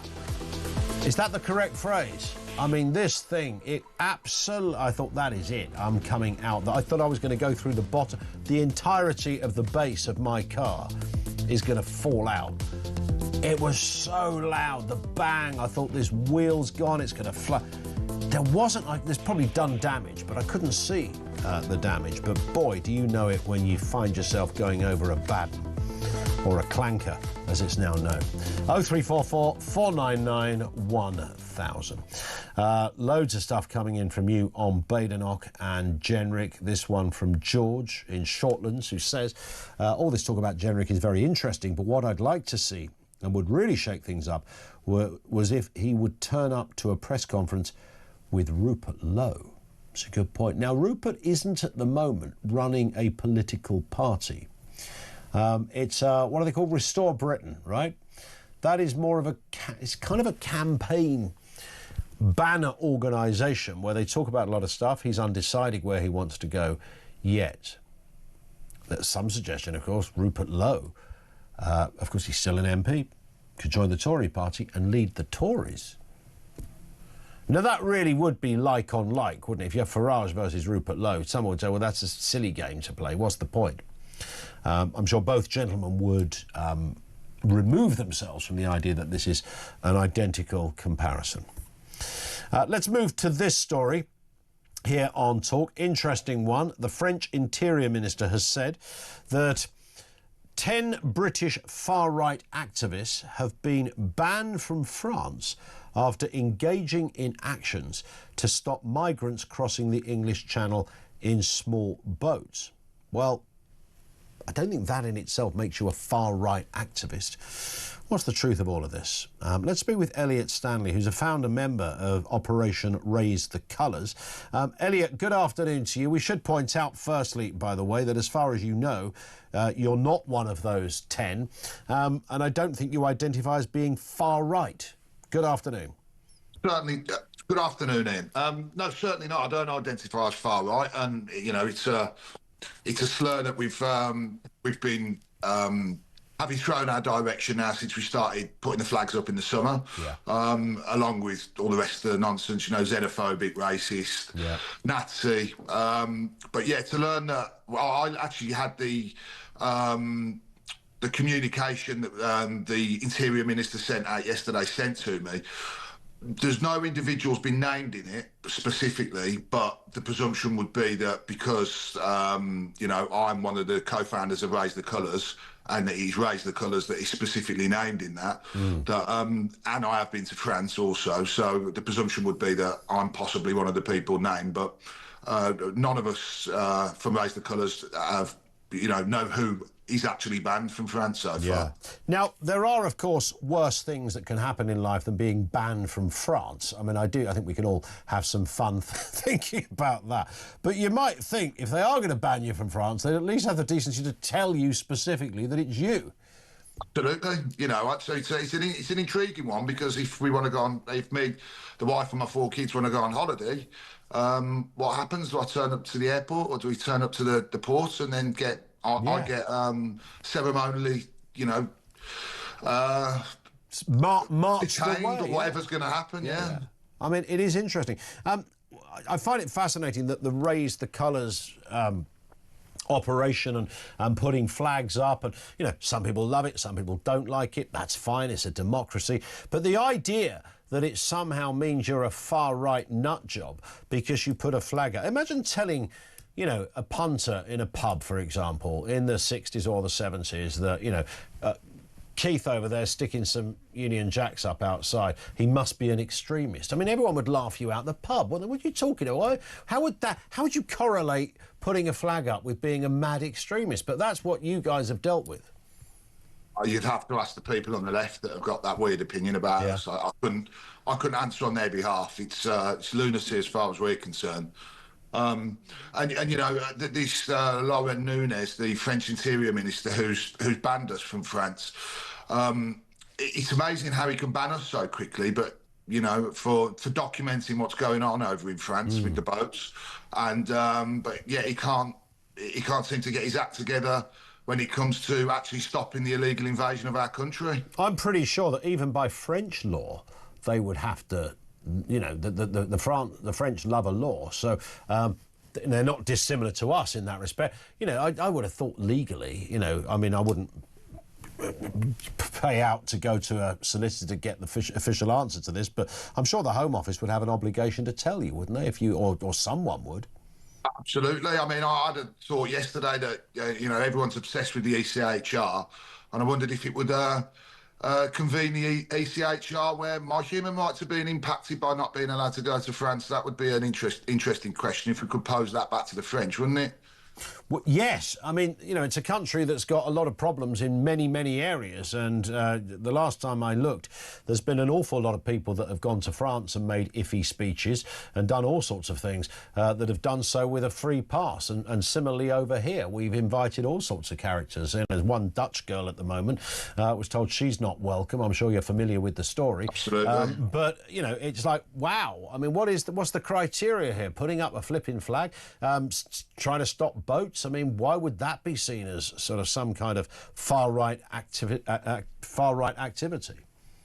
I think there's we've had a resounding response at raisethecolours.org.uk, which is our organisation, and we've had a lot of people trying to volunteer to help in our endeavours in France, and I think there's the potential where we've unnerved the French authorities slightly, and we're on the cusp of exposing just how incompetent they are, and they've done it through sheer embarrassment. I think there could be that, you know. Who knows? It may be, but well, I'll tell you what, Elliot, let's keep in touch, because I'd love to find out if you get the letter or a knock at the door and the minister from France is standing there saying, "I'm very sorry, Elliot," or some accent like that's the best I could do. But, you know, you're not welcome around these parts. I'd love to know. Elliot, we'll keep in touch. Thank you. Elliot Stanley, founding member of Operation Raise the Colours, who suggests it could be him. He's had some kind of communication, but nothing that has said he specifically with his name on it. Do they not have to offer you some kind of official documentation? If you were banned, bear in mind, this is the EU.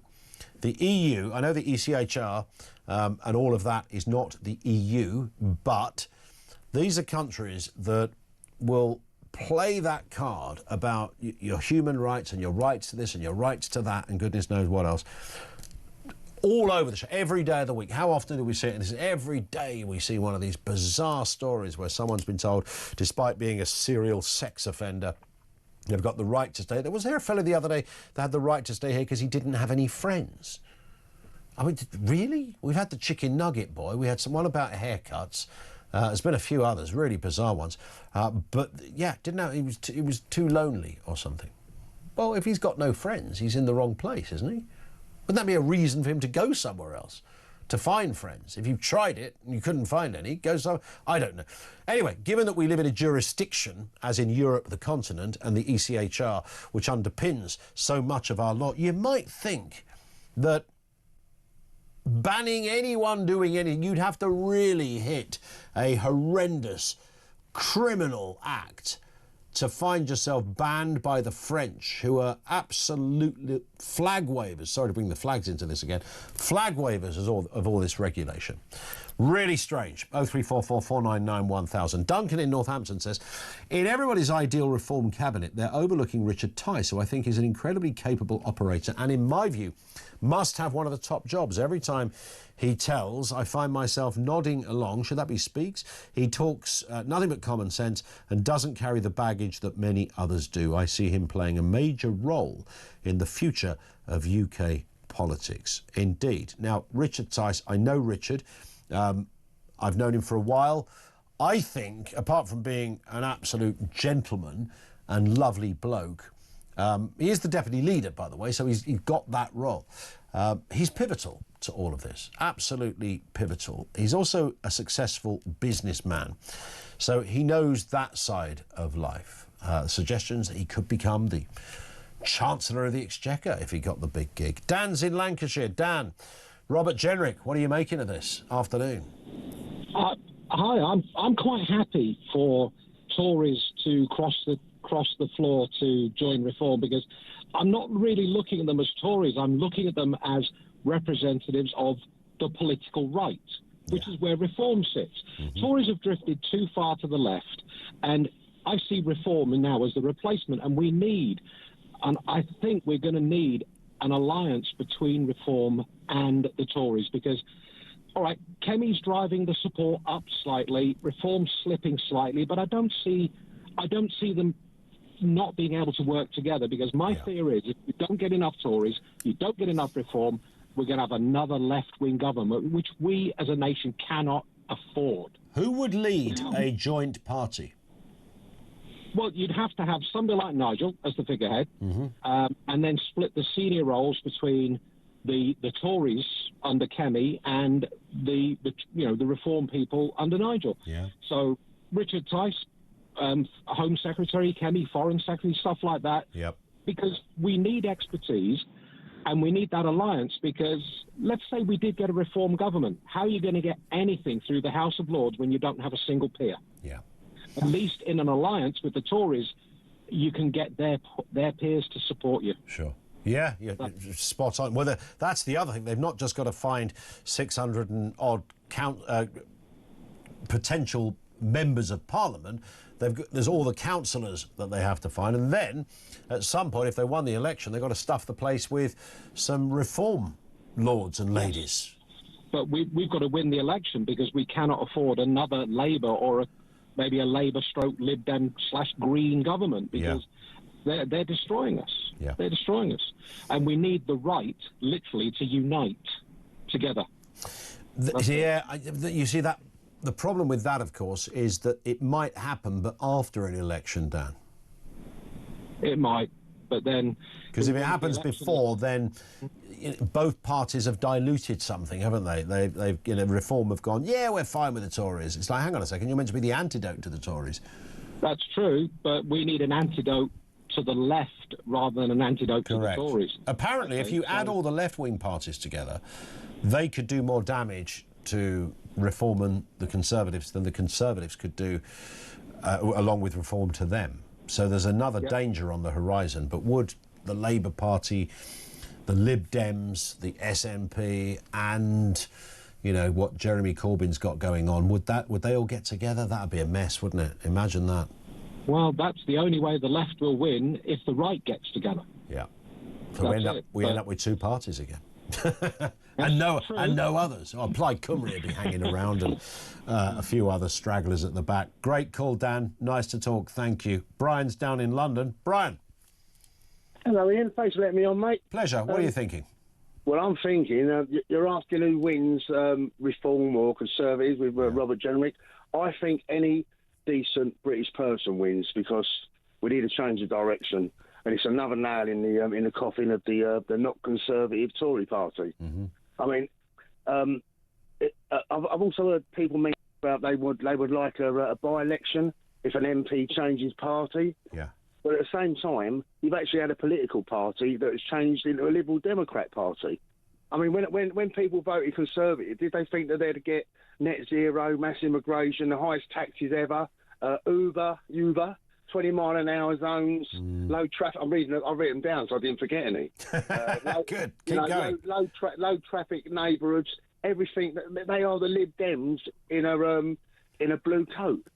So they should have had an election as soon as they started messing us about. Now we got late. I want 0 seats for the Conservatives because they don't deserve any more. And we've seen off Labour. Labour are down to 20% of the total electorate. Not voting is twice more popular than the Labour Party. Yeah. They haven't. You know, it's only because our political system is so wrong that they managed to get such a big, a large majority. But in reality, they are down to 20%. All we need is these 40% that are sitting on their hands moaning to get down to the polling booth and actually vote for our country. And voting for our country and the future of our country is not voting Labour, it's not voting Tory, and it's not voting for the Liberal Democrats either. I'll have a breath, mate. Over to you. I love it. Brian, great list as well. Thank you for that. You put that brilliantly. Brian down in London, thank you to him. This one from Tim, who says, in politics and a lot of management, the phrase, it's not what you know, but who you know, comes to mind. If Jenrick has the connections and he's put in the right role, he brings what reform may be lacking. What he most pertinently brings, and this isn't the only answer, is that he is currently an MP and they need MPs. So there's that. The other thing he brings, which I think is hugely significant, is that he is somebody who resigned as immigration minister from the Tories because he disagreed with their policy, whereas Nadeem Zahawi, although not an MP, joined Reform on Monday or Tuesday, whenever it was. And, of course, he did a lot of things that should have marked him down. So Jenrick's got, a little bit more kudos in that sense. 0344 499 1000. Let's do the voice of doom. Have we got a winner? So this is the voice that we've been playing you. Going to be community relations. Who is that? These are some of the answers. Michelle Donnellan, no. Robert Jenrick, no. Laura Moffat, no. Joe Swinson, Katie Lamb, Layla Moran, no. Neil Kinnock, no. Zara Sultana, it is not. Liz Truss, no. Daisy Cooper, Diane Abbott, Munira Wilson, no. Nessil Kaliskan, no. Nadine Dorris, no. Sarah Tether, yes. Didn't expect that. Alan in Bournemouth has finally gone and done it. Sarah Tether is the right answer. You remember Sarah Tether? She used to be the MP for Brent Central. She was a Lib Dem. She was a proper old lefty. She became a Minister of State. But she also, I think, did she work with George Osborne's office? I've got it in my head. Or was that the other Lib Dem? She was Deputy Minister of State for Children under David Cameron. I know that much. She was massively ineffective. I don't know what she brought to the party. I'm sure she felt very, very strongly about the role she had at the time. She used to clash with George Osborne on welfare, apparently, yes. She famously did, and I'm pretty sure it was her, at a Liberal Democrat conference while they were in coalition with the Tories. She gave her speech and she thought, because the Lib Dems were constantly apologising to their own supporters for being in coalition with the Tories, even though this to me is still one of the greatest political stories that never gets talked about a lot. The most successful political party in the last 50 years are the Liberal Democrats, because they had 70 MPs, they got into government through coalition, and they got about 70% of their manifesto into government. That, to me, is incredible. Nick Clegg got it in the neck over the student fees, etc. So they were constantly trying to pretend, well, we're in coalition, but we don't really like the Tories. So when they did their conference, Sarah Tether decided to become a stand-up comedian and started doing all sorts of jokes about George Osborne and drug taking and, what George Osborne's favourite dance is. The line dance. I never forget that. And all those old Liberal Democrats sat there, stony-faced, thinking, I don't know what that means. And it was just weird. I thought, hang on, that's one of your bosses. That's like a senior member of the cabinet, and there you are doing cheap innuendo drug gags. I mean, it was insane. She's no longer an MP, don't know what the... but here's an interesting fact about her. I can scarcely believe this. She is the shortest, as in height, member of Parliament in living history. She is, and I'm not kidding you, 1'6". No, she's that would be short. She's 4'10", and apparently that is the shortest member of Parliament in living history. Yeah. Wasn't Pitt the Younger quite a little one? Wasn't he a dinky little thing? Oh, woman. Okay, yeah. There might be a man that's short. She was the shortest woman ever to hold the job. But she's now a life peer. Having said that, so she still gets 360 quid a day, so she's doing all right. Sarah Tether was the answer. Well done to Alan, who was the only person. Was he the only person, Finn? I think so. The only person who got the right answer? Yeah. So, well, I'd love to say there's a massive prize for you, Alan, that you've won a car, but look at what you could have won. Bus fare home and all that stuff. Well done, Al. Correct answer. Sarah Tether, former Lib Dem, now a Lib Dem peer. 23 minutes after 3, this is Talk.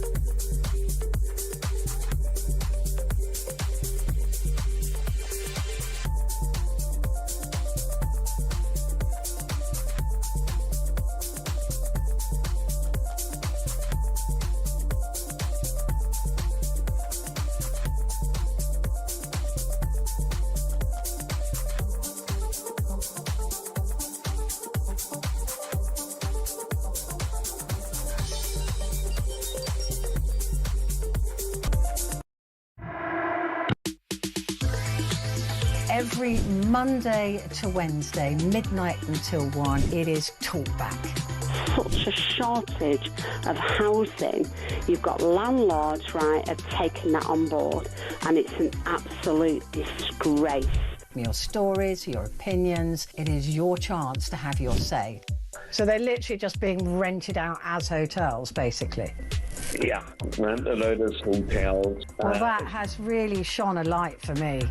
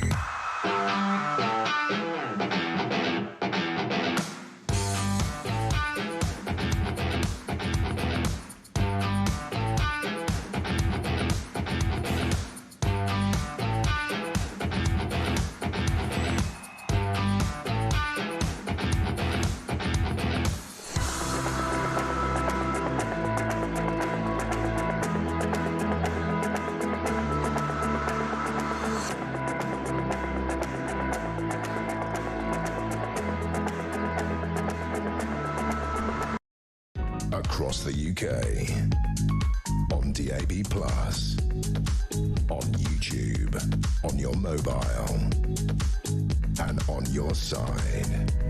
This is Talk. This is Talk, 0344 499 1000. Let's go back to your calls. Herbie is over there in Harrow. What do you got for us, Herbie? Good afternoon. Good afternoon, Ian. Hi. What have I got for you? Yeah. Our undemocratic Prime Minister denying us this vote to select our people. He says this is what the government, the public want. We don't want this. We want to be able to vote who we want to have in to run the country or run our boroughs. Yeah. It's absolutely disgusting. The man's off his rocker. Yeah. Absolutely, totally. So undemocratic, unbelievable, Ian. What do very, you? Very, very frustrating. He will say, as you're aware of all of these, Herbie, he will say, well, actually, you know, what do you want, 2 elections in 1 year? Yeah, so what? I agree. I absolutely agree. I don't care. I do not care. I don't care if we have 20 elections in 1 year. If they're selecting the people we want to run the boroughs or the country, then so be it. Yeah. But we don't want him running the country. That's a dead cert. We'd rather have him out, and I'd rather have 2 elections. Quite easy, Ian. No problem. Yeah, no problem Absolutely at all. no problem. And also the proposal that's, I mean, this is a separate point, but this idea of getting rid of district councils and just having sort of or a couple of county councils I mean, that in itself sounds like another massive layer of bureaucracy that we don't really need, to be honest. Well, but Ian, how much money is all this costing us?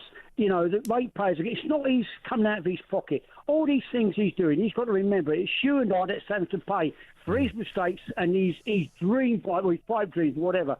Ian, the man is completely lost it and out of control. He doesn't know what to do next. What he's afraid of is being kicked out of office. That's what he's afraid of. Yeah. We often have, you know, politicians or prime ministers rather, and you'll know this, Herbie. You're probably about 80 now, so you're aware of how this works. You often see a prime minister that you don't like very much, but they kind of, you know, you go, okay, I don't like you, wouldn't vote for you, but I want you to succeed because you're my prime minister, and you kind of look all right in the job. You know, Tony Blair is an obvious example of that, I suppose. And Thatcher, you know, even people who didn't like Thatcher will make that observation that she was very effective. I've never seen one quite as woeful as Keir Starmer. I mean, it's almost at embarrassment levels. You know, I feel quite ashamed of my prime minister. Totally. I mean, so, okay, if you don't like somebody, that's your opinion, but it doesn't say that he's bad or they're all bad on everything. Not everybody's going to love me or like me or whatever. That's just life. Yeah. But what we do need, we want somebody that's going to take care of the country and the people that's in it and not destroy the country and the people that are trying to work for a life and for a living. It's just so unbelievable. The man is completely out of control. The man's a menace. Do what he likes. Love it, Herbie. Thank you very much indeed for that. Tony in Ruislip says, I keep hearing that Labour are running at about 20% in the polls. Am I right in thinking that at last election they won with only about 20% of eligible voters? So to me, it's up to the rest of us to get off our backsides to vote out this lot. Yeah, it's interesting that it never quite translates as if the polls are saying that, therefore that's likely to happen. But broadly, there's some guidance for you in those polls. And Tony is quite right. I mean, at the moment, there are lots of people, and we forget this. I was only made aware of this when I went to a drinks thing at a friend's house where they'd invited maybe 4 or 5 kind of neighbours, 6 or 7, whatever. And I was down there and I was chatting to one woman about Starmer. And as I'm talking about, you know, the inadequacies and the woeful nature of Starmer, I realised that to her I was talking a different language. And it wasn't because she was a Labour voter. I would suggest she was possibly a Lib Dem, if anything. And she was a very nice person, but she was kind of the... I tell you what it was. If there was an air bubble above her head, it would have said, I'd never really thought about that. That's kind of where she was. So on programmes like this, where we engage in this, people who call in and message and text in, engage in this. So you're all interested in current affairs, what's going on, who's running the show, what's going to happen next, our security, our defences, immigration, etc. But so many people don't, and it's always been my big fear. It's the kind of thing that keeps me awake at night, thinking, well, what if most people don't give a toss about this stuff? They just think, OK, rolling on, yeah, life's more expensive, he's the Prime Minister. They don't have that analytical mind. And the woman I was talking to was a perfectly educated person. She just saw Keir Starmer as he's just the Prime Minister. You know, don't always agree with him, possibly hardly ever agrees with him. But she didn't have any sense of what I was saying. She probably thought I was absolutely nuts. She probably thought I had a personal axe to grind with Keir Starmer, that maybe he was my dad or something. And, you know, he'd refused to see me as I was growing up. I don't know. It was bizarre. And I do sense that not everybody is as engaged. So remember when I say that, just to go back to Tony's point, that they got a landslide. It was a small percentage of the vote. I think next time around it will be a bigger turnout. But there are still lots of people who will still go back and vote Labour. And at the moment, their majority is vast, and overturning that is not the work of a moment. It might look like that from the outside. Surely no one's going to vote for this lot. You'd be surprised. 0344 499 1000, just gone 3:30. This is Talk.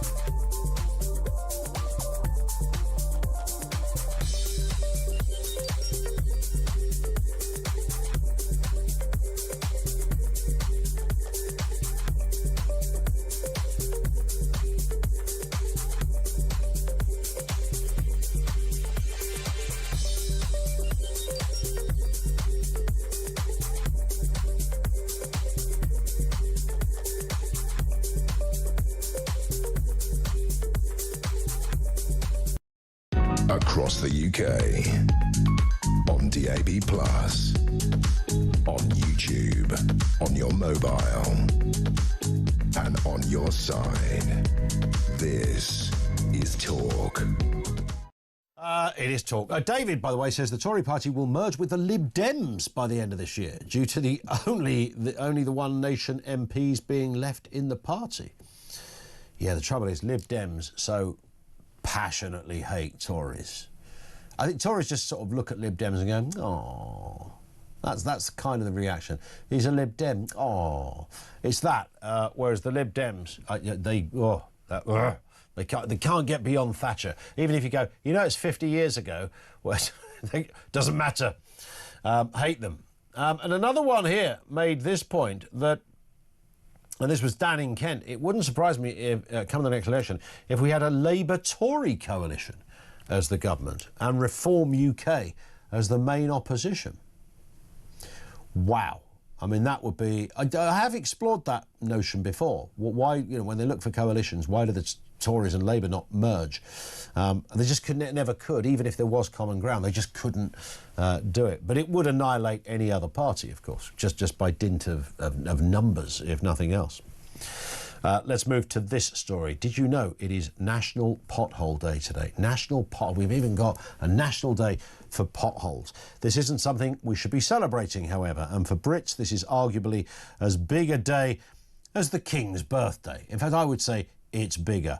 Brits hate a pothole, and they seem to have popped up or down absolutely everywhere in recent years.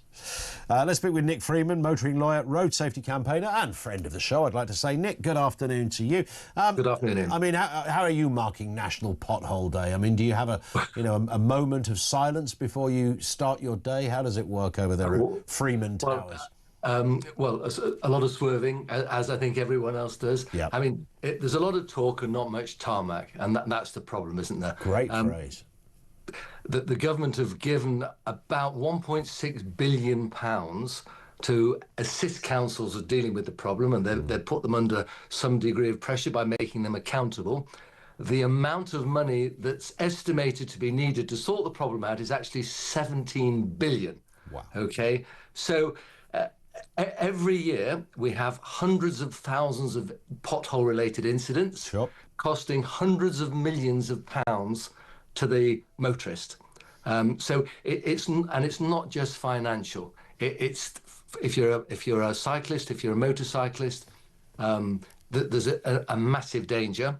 And you drive along in the car now. And I imagine you drive in. I do about 50,000 miles a year, so I literally live on the roads. And you see cars swerving. There's no indication, and it is literally they're going all over the place, because if you go over the pothole, they're so deep it can damage your suspension. You can have a blowout. I had a blowout about 2 weeks ago. Went over a pothole. Lost a tyre. It cost a small fortune to have this tyre replaced. It wasn't able to be repaired. And you speak to everyone, and everyone, it's like the crater of the moon. It's like the surface of the moon. It's just full of craters, as your pictures are clearly depicting. Absolutely. Well, I went down one the other day. So far down, I was almost in another postcode, Nick. I mean, I thought, goodness me, I couldn't believe a hole could legally be like that on Britain's roads. I mean, the 21st century, when the Romans were, I know all things lead back to the Romans, when the Romans were, building beautiful straight roads, they probably never anticipated that the fault going forward wouldn't be building more of them, but it would be the fact that they didn't fill the holes in when things went bad. I mean, it's an extraordinary indictment on our times and our lack of either finances, our lack of care from government, our lack of priorities from local authorities. Which one is it? Who's to blame here?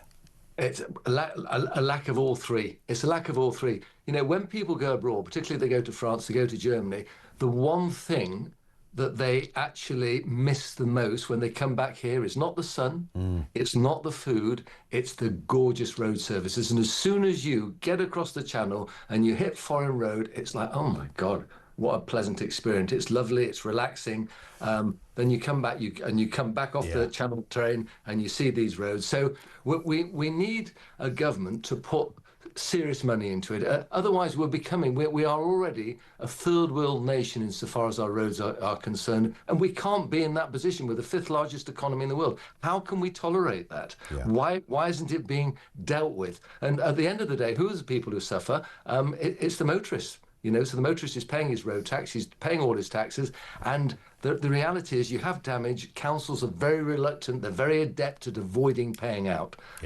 So it's the motorist who has to foot the bill, which is just not palatable. It's interesting you say that about foreign roads, because it used to be the other way around, didn't it? When I was about 18, I lived in Spain for about a year. I was doing some work out there, and I wasn't meant to drive even because was it because I was too young, or I can't remember what the reason was, even in a hired car. So the people I was working with did most of it. But I did drive because as it turned out, and I don't think I'm going to get arrested in Spain anytime soon for this. You probably weren't insured. It was so long ago. There was something going on. Anyway, the local police used to drink in the hotel, and every now and again you'd buy them a pint, and they'd see me going down the road and just wave. So all of that was fine. It was lovely. And to go from the hotel that I kind of lived in to the sort of some of the bars that I was working in, I'd drive this old Fiat down there. And the roads were horrific. I mean, it was like you couldn't make up how bad it could possibly be. Took forever to do a 5-minute journey, and I get there. Fast forward about 20 years, I went back to where I used to work, and it was like living in the 22nd century. Everything was beautiful. The place looked nice and tidy. The roads were great. It all worked just fine and dandy. Isn't that interesting that we've gone backwards and everyone else has gone forwards? Yeah, well, we're off track at the moment massively, aren't we? We need to get the economy going, reduce our taxation, get the economy going, get people back at work, and then spend some money where it's needed. And until we do that, we're going to carry on going down that pothole. Absolutely right. Nick, great to have you on. Thank you very much indeed, Nick Freeman. He is, of course, motoring lawyer and road safety campaigner. They are all over the flipping place, and they are. Some of them are. I honestly think is there not a lawsuit you could take out against the council? But the wiggle room they have in what is allowed is surprisingly quite big. You'd think that's got to be illegal, surely. And then you discover it isn't, because it hasn't got to a certain depth. And they come out, and my sense, and I don't know this, my sense is sometimes when they do repair them, they might as well be putting paper mache in there, because they last a couple of months, and then you go back, and then it's back again, and then there's another one. I know we had a lot of bad weather as well, a lot of ice, didn't we, beginning of the year, minus temperatures. That doesn't do much for the roads either. So I get it, it's not the council's fault that potholes happen. It's their fault that they don't repair them when they do happen. Tarquin is down in London. Back to Bobby Jenrick. Tarquin, what are you making of it all? Happy New Year, Mr. Collins. Happy New Year too, yeah. When is the cut-off point at which you don't really say it without being rude? Well, we've had this discussion in the office, actually, because we had it last week and everybody sort of said, well, it's got to be the end of last week. And now it's like the, what's the date today? It's like 22nd of August. I think you're a bit, I think...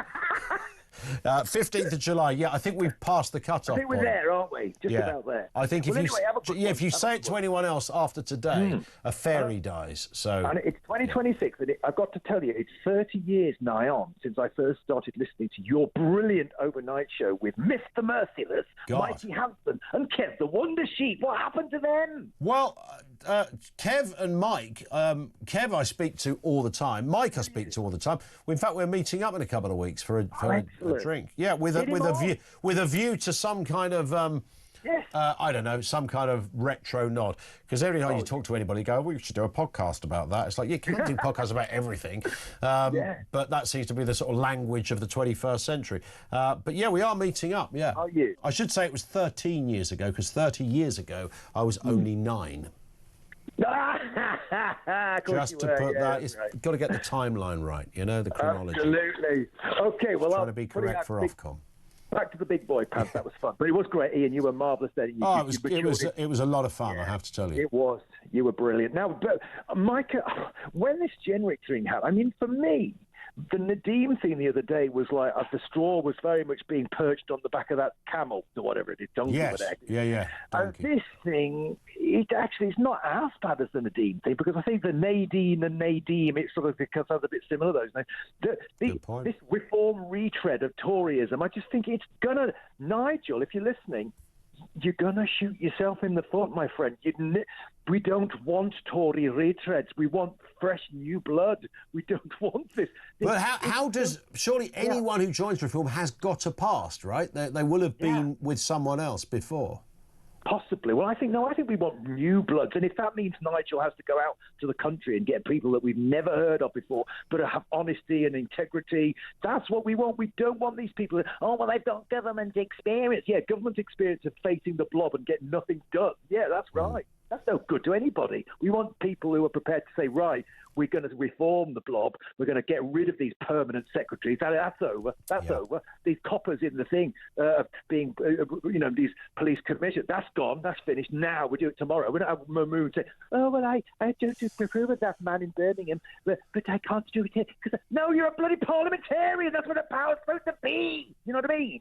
So I just think that with Nigel doing this with Bob Jenrick, he's a good guy, don't get me wrong. I like the things he says. And then when he did that little stunt over the channel with the boats, very good optics. But he's a Tory. What happened last year? And now with the de-democratisation of it's just getting to the point where people just go, oh, my God, a plague on both their houses. They've already kind of done that. I just think people don't want anything remotely to do with the establishment now or in the past, Ian. I just think Nigel's going to knacker his own. He's going to bugger it. And then, I mean, in some ways, I quite like the idea that Ben Habib and Rupert are going to start to move into the centre ground. Other people just go, well, if I can't bloody vote for Tory retreads. Who else is there? Okay, so Advance UK, Restore, and who else? Well, Tommy Robinson. Well, that ain't going to happen. So they'll go for the middle area, which is Ben somewhere. And I think that what will then happen, the worst-case scenario for all of us as right-thinking people, is it'll split the right-wing patriotic, though, right down the middle, and the left in some form will coalesce and get in, and we'll all be stuck for another 4 or 5 years, Ian. That's my dread. Can you imagine that some sort of left-wing loving took place and against all odds, or which is why I often, as I was saying a second ago, about how are we in a bubble here, Tarquin? Are you and others, are we in a bubble? We're taking notice, we're talking about it, but if we went out on the streets, how many people have these conversations or engage in programmes and debate and discussions, whether it's online, on radio or wherever? Yeah, no, I think you're absolutely right. And I just think, I put my head in my hands sometimes. I think, well, which country would I escape to? There isn't anywhere. There's nowhere. It's here or no. We have to fight on this hill. This is the last hill to die on this one. We're going to have to stand and fight whatever happens, figuratively, obviously. I just think I just can't believe that Nigel's thinking, what are the optics on me meeting these old Tories, in any for a flavour? I just think it looks so bad. Why didn't you think, no, we want new blood. I want to be seen as the guy that stuck with Brexit for all those years, finally won through, even though I looked like I was going to skedaddle at the last minute, but he kind of hang in there. I think he doesn't need the generics. I mean, they're lovely people. Don't get me wrong. I'm sure they're really nice people, but we don't need them. We've got some quality talent in business land out there, like the Rupert Lows of this world, who are itching to get started and say, right, let's reform the blob. Let's get rid of all the old ways of doing things. It's not working for us, and be very humane and sensible and grown up, and put a bit more into defence if we do need to wave goodbye to the Americans because they're doing their own thing now. And I just think that Britain has a chance. Nigel is the last port. Well, we think he's the last hurrah, but I think, Ben could do it. I think Ben Habib could be the man. I really do. If Nigel doesn't get this right on the optics, Ben will move in, and quite rightly so. Why not? We will watch and have the popcorn at the ready. Well, I won't. I'll probably be sitting here, but maybe some popcorn as well. Tarquin, great call. Thank you very much. Love the animation as well. Dynamic stuff from Tarquin down in London. Before we continue, lots to get through. It's time to remind you, and it is absolutely worth a firm reminder of something you could win that is just extraordinary. And we're talking about that trip of a lifetime to San Francisco. Talk, of course, giving you the flights. 3-night stay at a 4-star Intercontinental Hotel and £2,500 spending money as well. Plus tickets for the Super Bowl. God, this is worth a lot of wonga. And it's an absolute beauty. Here's how you can enter. For your chance to win, text TALK to 83338. Text costs £2.50 plus your standard network rate. Or call 0343 418 7260. Lines close 22nd January 2026, 4 p.m. That's when you'll need to answer your phone if it rings. 18 plus, UK residents only. This is a network promotion. Full T's and C's at TalkSport.com. So for your chance to win, text TALK to 83338 now.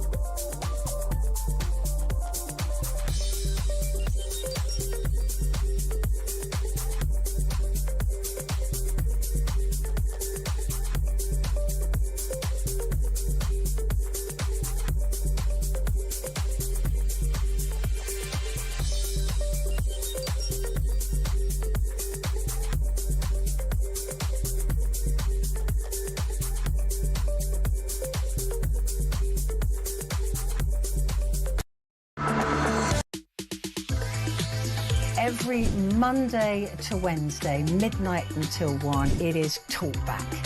Such a shortage of housing. You've got landlords, right, have taken that on board, and it's an absolute disgrace. Your stories, your opinions, it is your chance to have your say. So they're literally just being rented out as hotels, basically. Yeah, rent a load of hotels. Well, that has really shone a light for me.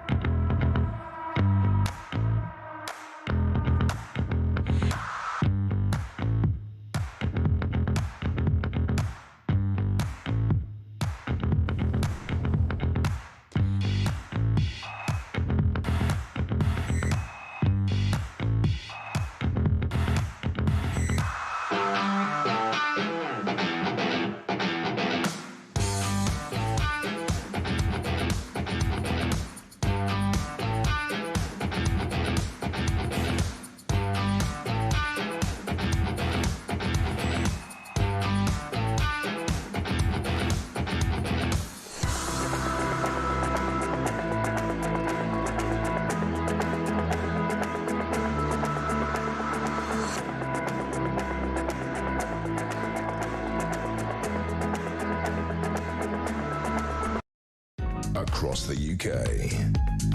On DAB+, on YouTube, on your mobile, and on your side. This is Talk. It is Talk. There's always a tweet. There's always a tweet when these things happen. We saw it with Nadeem Zahawi on Monday, stuff he said about Nigel Farage. And it's always, whenever the politicians are questioned about this, they go, oh, it doesn't matter. It's just what opposition MPs have to do. Back in 2022, apparently Robert Jenrick, when he was Immigration Minister, said, and I didn't know this, says more hotels have been coming online every month throughout the whole of the year. What I have done is procure even more. Why would you be bragging about that? But I guess in 2022, you know, if you're a Tory, why would you, bearing in mind the whole toxic element of this argument of immigration revolves quite a lot around hotels. So according to that, if I've read that correctly, stand to be corrected. If I've read that correctly, that is Robert Jenrick boasting of how the Conservative government have got more hotels almost every month throughout the whole year, and there's even more coming on board. That was responded to by Nigel Farage, who said, Jenrick is a fraud. I've always thought so. This quote proves it. This was at the time when the government were fighting accusations that they were risking expensive court action for migrants claiming they were being detained unlawfully. And the minister's response was to point out they were sourcing alternative options to make sure this didn't happen and prevent order breaking down, particularly in Kent. So that's why he said it. Mr Farage said that. In fairness to Nigel, he's not said that Robert Jenrick is going to be part of the Reform Party. Almost news to him today. Nick's in Lincolnshire. Nick, what have you got for us? Afternoon. Hi, I've got an option for you here, and I'm wondering how much of a political move it would be if Farage turned around and said, thank you. I'll tell you what, Nick, stay there because your line is more than a little dicey. We'll try and get you back on, if we have the time, on a better line. Chris says, bring back local councils instead of contracting all the work out. Our roads were better before the contracted workers took over. Yeah, I think most people sense that. Supposedly, it was just cheaper. Was it really? Was it really? Because, of course, councils retained an awful lot of staff. Sean says you can't have smooth roads and massive gold-plated council pensions. Be reasonable, man. Good point, Sean. No disagreement there. This from Dan, who says, let's hope your neighbour who thought you were nuts doesn't see a photo of you in a bikini. That's a good point, Dan, in Kent. Yeah, that would just finish off her assessment of me. Mark in Coventry. These 4 million people being denied a vote in local elections should withhold their council tax until they get their vote. Not refuse to pay, withhold. Well, I think you might, I mean, you'd have to get lawyers involved, wouldn't you, to kind of prop it up, to know that you were on some kind of safe-ish territory. But, I mean, I can think of more wacky examples where people have tried to make a stance and got away with it. That, to me, seems rather reasonable. John is in West Yorkshire. John, fire away, John. What have you got for us? Hi. Hey, Pin, how are we doing? I'm good, thanks. Good, man. Yeah, I to be honest, in terms of this Jenrick Badenoch Farage business, I completely agree with you, mate. I think Kemi's come out on top with this, with taking that initiative, because I think the one thing that Reform really like is that sort of that power punch of, hey, look who we've got all of a sudden, you know, no one else knew about it. Yeah. But he's lost that now. So even if he takes him, he hasn't got that. Do you know what I mean? That. Yes. Yeah, he hasn't. You know what I'm saying? Yeah, he's not grabbed and seduced, has he? He's not somehow, you know, managed to talk over and gain his catch, as it were. Yeah, and you know, it sends. I think Kemi sent a big message to the Tory party there, saying, "Look, you know, I'm not going to sort of stand for this sort of nonsense anymore." Yeah, well, it does sense, you know, it does give her some credibility that she's. Sorry. I'm a Reform voter as well, by Interesting. the way. I think it's brilliant. You know, if I had to pick between Zahawi and Jenrick, I think I know I'd pick, you know, no questions asked. Yeah. You know, so if we do still get Jenrick, fabulous. You know, brilliant. But from Kemi's perspective, she looks stronger. In this regard, in this specific case, yeah. You know, Farage with Jenrick, because you know, he was the big guy that every Reform voter wanted, but Farage has just lost that bit of magic there. Yeah. If you like. I hear you. Do you know what I'm saying? So she's stolen a march on him. I totally know what you're saying. John, great point. Thank you very much indeed. I said at the very beginning, these are the kind of stories that, again, they don't necessarily, in one respect, you know, a bloke leaving the shadow, getting fired from the shadow cabinet would not be massive news. It's only because Reform are in the mix on this one that it becomes massive news, and you know the personalities involved obviously aid that along. So you've got quite a lot to get your teeth into, and lots of different angles. I thought John's angle there was a good one. You know, in this specific point, Nigel Farage isn't seen as someone who's managed to grab a Tory. Almost like one of those Attenborough shows when some fish pops out a shell and bang, grabs the prey and it's gone. There's none of that. He'll be taking somebody who was fired. That's how you could spin it. None of that will matter in a couple of days, and if Jenrick is part of Reform, it will probably play out very well for Nigel Farage. Another one here, Robert Jenrick in August 2025. It's a long one, so I'm not going to read the whole thing. But he says, I see Reform's former chairman, Zia Youssef, has unfortunately pushed another 2 lies about me, one of which he's already deleted, and on he goes. And he tells Nigel Farage, you're rattled about this. Nigel Farage says, the guy's a fraud. These are all things that are said. It's funny, isn't it, the whole tweet thing? This was a narrative that didn't exist, Peter Cardwell, a little while back. Now, of course, there's always a tweet, as the phrase goes. And politicians now just write it off as, look, when you're in opposition, you say bad stuff about other people. Well, exactly, do things that you've said in the past. You know, if you don't like my principles, I have new ones. But honestly, I feel like Pam in Gavin and Stacey. It's all the drama. I just love it. You know, honestly, woke up this morning. This was going on late in the morning.